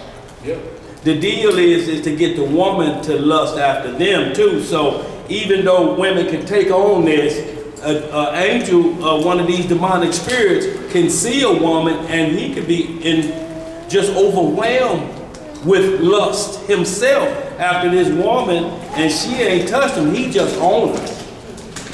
And she can't figure it out because he got to come with both legs. They knew that this woman was already meant for him, so they got to disturb that. And notice he only disturbed it inside of the bedroom chamber. Yeah. Yes. You know that this bedroom chamber, even though it's a physical place, is spiritual too. That was his woman. That bedroom, that bedroom chamber is something spiritual. So when you laying down, even though your body's just doing this physical thing, mentally and spiritually, you're going somewhere. That bedroom chamber is somewhere else. It's not even in this dimension. That's why you consecrate a spiritual thing when you're doing this type of ceremony ritual. That's right. This is somewhere else. That's why it's so sacred like that. He in her sacred place, killing people. And look, as you read on, you get the next chapter, you'll just see where it worked. And when they had already dug his grave. They just sent her maid and they're going there and see if he did. We just gonna pull him on out. But when they went in there and they was snuggled up, they defeated that demon that's been driving her supernaturally, that courts her in her sleep. Yeah. He said, "This is my woman." Me. And they say it didn't hurt nobody else but anybody that tried to do some hey boo. Yep, that's it. Hey boo. You cool? Hey boo. Nah, he was even cool with that, man. He ain't want nobody hitting her. Right, that's what I'm saying. You hey boo and you try to talk your way into that chamber you speaking of. He listening. Who? You after my woman? Okay, you die tonight. Yeah. Now look, if it's like that with them though, just imagine the ones that's already inside that you didn't let in through sleeping with other men and other women off of lust and get to know them. They probably got all type of demonic DNA spirits all lies inside them. And you passing it around to one another. Yeah, so before we get to these last scriptures, I want to show y'all a couple of these. So these are pictures. This is a picture of Lilith right here. Our brother left. Yeah. Oh, well. But see, this is an evil female demon named Lilith. Right. Notice what's going on in her mid area. What is she sucking up there? It's brimstone and hell going up in there. Notice the upside down pentagram she got on her head and the four horns. And you start getting into this demonology book and it explains them in such ways and the cups she got. It just get real wicked. And these things can be hideous, but they shapeshift and they know how to take form as people. That's why when you see it, she be in that red dress. She be in that red dress when she on you at night. But this how she really look, hideous. A hideous spirit. Here go Callie right here. This is the demon Callie. She's like yeah, that's her. Now notice her necklace is full of men heads and arms. These are all the men she had sex with and killed. And look where her foot at. Look where her foot on another man. On his chest though. Yeah. That's when you can't get up. Yeah. I'm telling you. You got a head around there. They actually got that statue in California. I just can't remember. And where they got it the is. same statue in front of the CERN. She in front of CERN. The hydro collider. Show me. Yeah. The heifer with the 8 arms? Yeah. Her name is Callie. Look, her name is Callie. If you look up the Hebrew concordance, H3608, her name is in Hebrew. It means the prisoner. She's a prisoner. She take man captive. So whenever you going to sleep and men be getting that thing off and they need to wash up in the morning, you might have slept with her. And she don't leave. She'll destroy you. She'll destroy your whole household. How you watching porn and all kinds of stuff. Once you let her in, she done took over. Right. Her name Callie. This is where you get the word California at. It's come from Californication. Oh. Californication. This is where they come from. Yeah, the city of lost angels, the fallen angels. Look at this one, man. She got all types. No, this one's too small. Let me see if we go to another one. Look, this is another one. She's in the form of a siren, or they call them mermaids. Look, these things visit you at night, and they actually be looking like this. A lot of people that drew these pictures was on psychedelics and LSDs and mushrooms when they seen it. Showing you that when you take your mind to different states, you be inviting these type of things in. See what that look like? The only jam Michael Jackson's oldest sister ever did was a jam called Centipede. And that's what it looked like too. Her only jam. But you know what they be doing? Right. Centipede. And this demon name is Memphis. Memphis. And she's the demon of rage. She drives you angry things after she has sex with you. And then this right here is Yoni. It's the demon Yoni. They actually call the vagina Yoni in a lot of different cultures.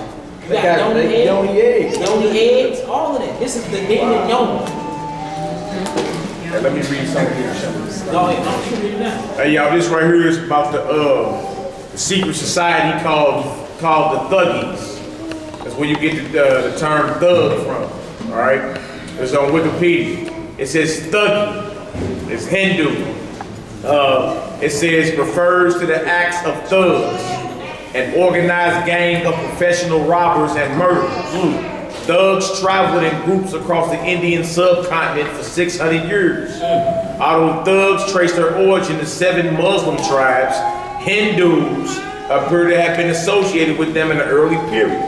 The earliest authenticated mention of thugs appears in Zaya-ud-Din Baradi's history of Firuz Shah, dated around 1356. Thuggee was a secret cult whose members, both Muslims and Hindus, worshiped Mother Kali, the goddess of destruction. Hear that? The goddess of destruction and death. They call her, the reason why they call her Kali, Kali means to be black, black. Right, trip off this. It says they operate as gangs of highway robbers, tricking and later strangling their victims. And today, everybody claim they're thugs. Where they thugs from? Right. That old thug life, but it's a spirit that comes with it. They worship that goddess you pulled up called Kali, the mother, the goddess of destruction. And it's actually a death dance she do. Beyonce do her death dance all the time. So when y'all see Beyonce doing all the dance, she doing the dance of demons. Right. Demons dance. She do this dance. Whenever she get done and she ejaculate, she do a death dance, meaning she gains you. She got you. You like a award. You gonna be at home and going to sleep at 6:30 trying to get up. Right, now the part was he didn't know how to get rid of them. See, he didn't know how to go back to sleep to fight. This is how dirty the devil play. And I say fight it just like you went in there waiting for him. You was waiting. So he was physically lucid dreaming, sitting in a dream waiting for my baby to come. But when I asked, and then he asked, how do I get rid of it? The same way you invited him. Tell it's uninvited. You can say no when you sleep. You can say no when you sleep. Yeah. Sure can. Now check this out, y'all. Here go another demon. Her name is Bati-Bat. Bati-Bat, a female nightmare demon that causes death during sleep, associated with trees. Then you got one called Implicit. It's a shapeshifter, a demonic female with one leg, that of a donkey, and the other of brass, pursues travelers and eat them. Like all these, and if you look them up, they all trace back to Hebrew words. All of them do. I went through all of it. It's crazy. And these demons all come from the Mesopotamia River. And then once you start getting the Testament of Solomon, and you see what them demons said, they said they like to chill by certain rivers. That's right. Like, it's all lining up. Like, these demons straight up real. So, like, just know before you think about lust, and before you think about coming into somebody, ask, like, what type of demons they got in them? Get to know them. Do the courting phase first. Before you start making these things, you thinking it, some wicked stuff hit your spirit. Know, like, it's a spirit of one of these giants. Which one is it? Get away from me, gargoyle. That's where the word gargoyle, the gargoyles come from. That's a demon. Right. Get away from me, gargoyle, son of Azel. And start calling them out. All right, we're going to read one more thing. We're going to get up out of here. But yeah, man, it's deep. I wish I could get most of this Yeah, chapter 2, y'all. Now this is very important. Chapter 1, Reuben explained how he lusted for his father's concubine. Bilhah. So I want y'all to think about how powerful this lust demon is. He could have impregnated his little brother's mother. So what is his little brother gonna call his dad? Uncle Daddy? Uncle Daddy. Wow. I mean, yo, this is where that was at, that this lust overpowered him, that he did this to his father's woman, and now he can't touch her no more. So you have to understand, now this woman had to live as a widow. Yeah, it's crazy. But Jacob said he never touched her again, but he took care of Bilhah, because we see Bilhah still amongst the people coming out. So at that point, she never had intercourse again. Not with Reuben, not with Jacob, because he couldn't go into her no more after what his son did. But it's his responsibility, so we understand widow don't only mean your husband is dead. It's dead also if you're not able to continue on with the marriage, abandonment of due benevolence, because he can't do it. And it's a young woman. It's the baby brother's mom. So you got an issue here where now she has to live as a widow, maybe 20, 21 years old, for the rest of her life. Can't experience that sexual energy no more. Because he wouldn't divorce her like that. He just said, I knew these things out here. But Reuben himself tells us what the deal was when he breaks it down. He's going to hit a little bit of that in the chapter 2 of the Testament of Reuben, y'all. Because there's you get 7 senses, and then there's 7 spirits that's going to be at your throat every day for a man to control himself when he's around a woman. If every woman walk in the room and you just start rubbing between your legs, something is wrong. Go ahead, bro. Testament of Reuben, chapter 2. And now give heed to me, my children, concerning the things which I saw during my time of penance, concerning the 7 spirits of deceit. For 7 spirits are established against mankind. Y'all see that? Y'all remember that I showed y'all where it was the body, and there was the spirit, and there was the soul. And notice what connected all of them. The 7 senses. The 7 senses connected all of them. Oh, yeah, bro. And they were the source of the deeds of youth. And 7 other spirits are given to man at creation, so that by them every human deed is done. First is the spirit of life, with which man is created as a composite being. The second is the spirit of sin, with which comes desire. The third is the spirit of hearing, with which comes instruction. The fourth is the spirit of smell, with which is given taste for drawing air and breath. The fifth is the spirit of speech, with which comes knowledge. The sixth is the spirit of taste, for consuming food and drink. By it comes strength, because the food is the substance of strength. The seventh is the spirit of procreation and intercourse. What? And intercourse. Intercourse. Inter. And if you look up the etymology word for that, it's eternal course, the eternal pathway. What is the eternal path to life? It's through sex. Right, come on. With which comes sin through fondness and for pleasure. For this reason, it was the last in the creation and the first in youth, because it filled with ignorance. It leads the young person like a blind man into a ditch, and like an animal over a cliff. It's deep. It's deep. Moving 3. Yeah, go ahead, we don't. In addition to all in the 8th spirit, sleep, with which is created the ecstasy of nature and the image of death. With these are commingling the spirits of error. First, the spirit of promiscuity. See, so this comes in sleep. Promiscuity. What is that? That's promiscuous. But it say it waits till you go to sleep. Go ahead, bro. First, the spirit of promiscuity resides in the nature and the senses. The second spirit of insatiability in the stomach. In the what? In the stomach. In the third spirit of strife in the liver and the gall. A fourth spirit of flattery and trickery, in order that through excessive effort, one might appear to be at the height of his powers. The fifth spirit of arrogance, that one might be boastful and haughty.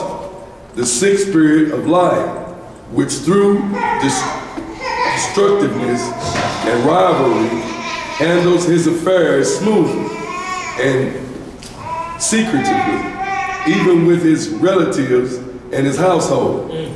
A seventh spirit of injustice, with which are thieves and crooked dealings, thefts and crooked dealings, in order that one might gain his heart's desire. For justice worked together with the other spirits through acceptance of bribes. With all these, the spirit of sleep forms an alliance, which results in error and fantasy. And thus every man is destroyed, darkening his mind from the truth, neither gaining understanding in the law of Yahweh, nor heeding the advice of his fathers. Just this was my plight in my youth, and now, my children, love truth, and she will preserve you. Give heed to the words of Reuben, your father. Hey, Malcolm, so you know how you was talking about how we supposed to be teaching the young people? Yeah. This is exactly what Reuben doing. He He teaching his son. Because he messed up. Right. The same exact thing. You know what I'm saying? And y'all see where that lust leads you, boy? Or just thinking with your senses and not with your spirit? All demons come from that. There's demons behind all them senses. That's great. Yeah, right. They be all in your mind, in your mental. That's you right. ain't physically rubbing nothing. In your mental, you already played the scene out in your head. That's right. You feel me? Crazy. You engage in the walk. You feel me? And I always come with a smell. The smell hit and pick up on them sense like, dang, who's smelling like that? And somebody can walk in here right now with some heavy perfume, and every bro be like, man, who is that? Like that smell just had you like, whoa. Then you look good, eyes. Y'all think it's any coincidence they had them shampoo when they taking a shower when they hollered like herbal acid? Oh! The first thing they like, give me what she got. The husband be on the other side of the door like, oh, what's she in that door? What's going on in there? You gotta get rid of that shampoo. Those when they do the bed chambers, when they show the mattress, they be ooh, ah. Yeah. Like they be putting this all out there for you. All out there for you. They want you to allow these sexual demons in to ruin your household and your soul. Because you're hearing what he's saying, the sense of smell. So Satan attacking that. I'm gonna make it pleasant to you. See, when you put that perfume on her shoulder, that's all you be remembering all day. That commercial being your right. head. Oh. And look, for us men out here in this, we don't, none of this is derogatory toward women. But men is so crazy that when they think they close, they actually tell their boy, smell my finger. That's some younger days. Stanky panky. You so had, boy. Stanky panky. It's stanky panky. You been there.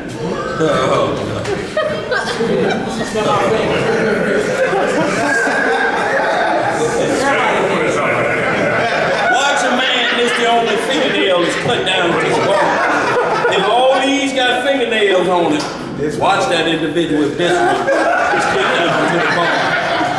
Dangerous individual.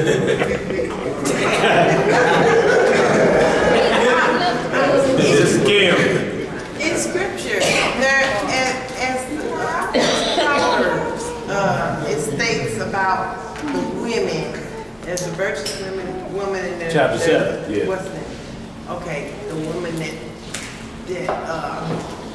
puts a sweet smell in her. She got a simple man, to draw men in because they smell it in the air or something like that. Well, it's just perfume. It's like Valentine's Day. Her dress too. You get the perfume, you get the roses, you get that bed scented up. This is a day, that's why Cupid, or you can't get, as Paul speaks, what overtakes a man concupiscence. That's unnatural desires for a woman. So when they say Valentine's Day, you've been shot by the arrow of concupiscence. So now February 14th become a day of wild sexual desires and beyond the thing, and it's all tied to the bed chamber. All of them. All of them. When you get your Roman candles from, those they use red. Red is the color of your loins. Like when you do the full-time thing, that's the color red. That's associated with your lustful desires. And then notice red and blue make purple. So they mix the red and blue. The blue has something to do with your throat. So when you mix these two together, you start doing all this nasty talking, doing sex, it makes this purple. They call it the royal purple ones. You know what I'm saying? Start looking, type that up, y'all. The purple ones. See the history behind the purple ones. For some straight perverts. Like you start seeing everything they do have something to do with sex.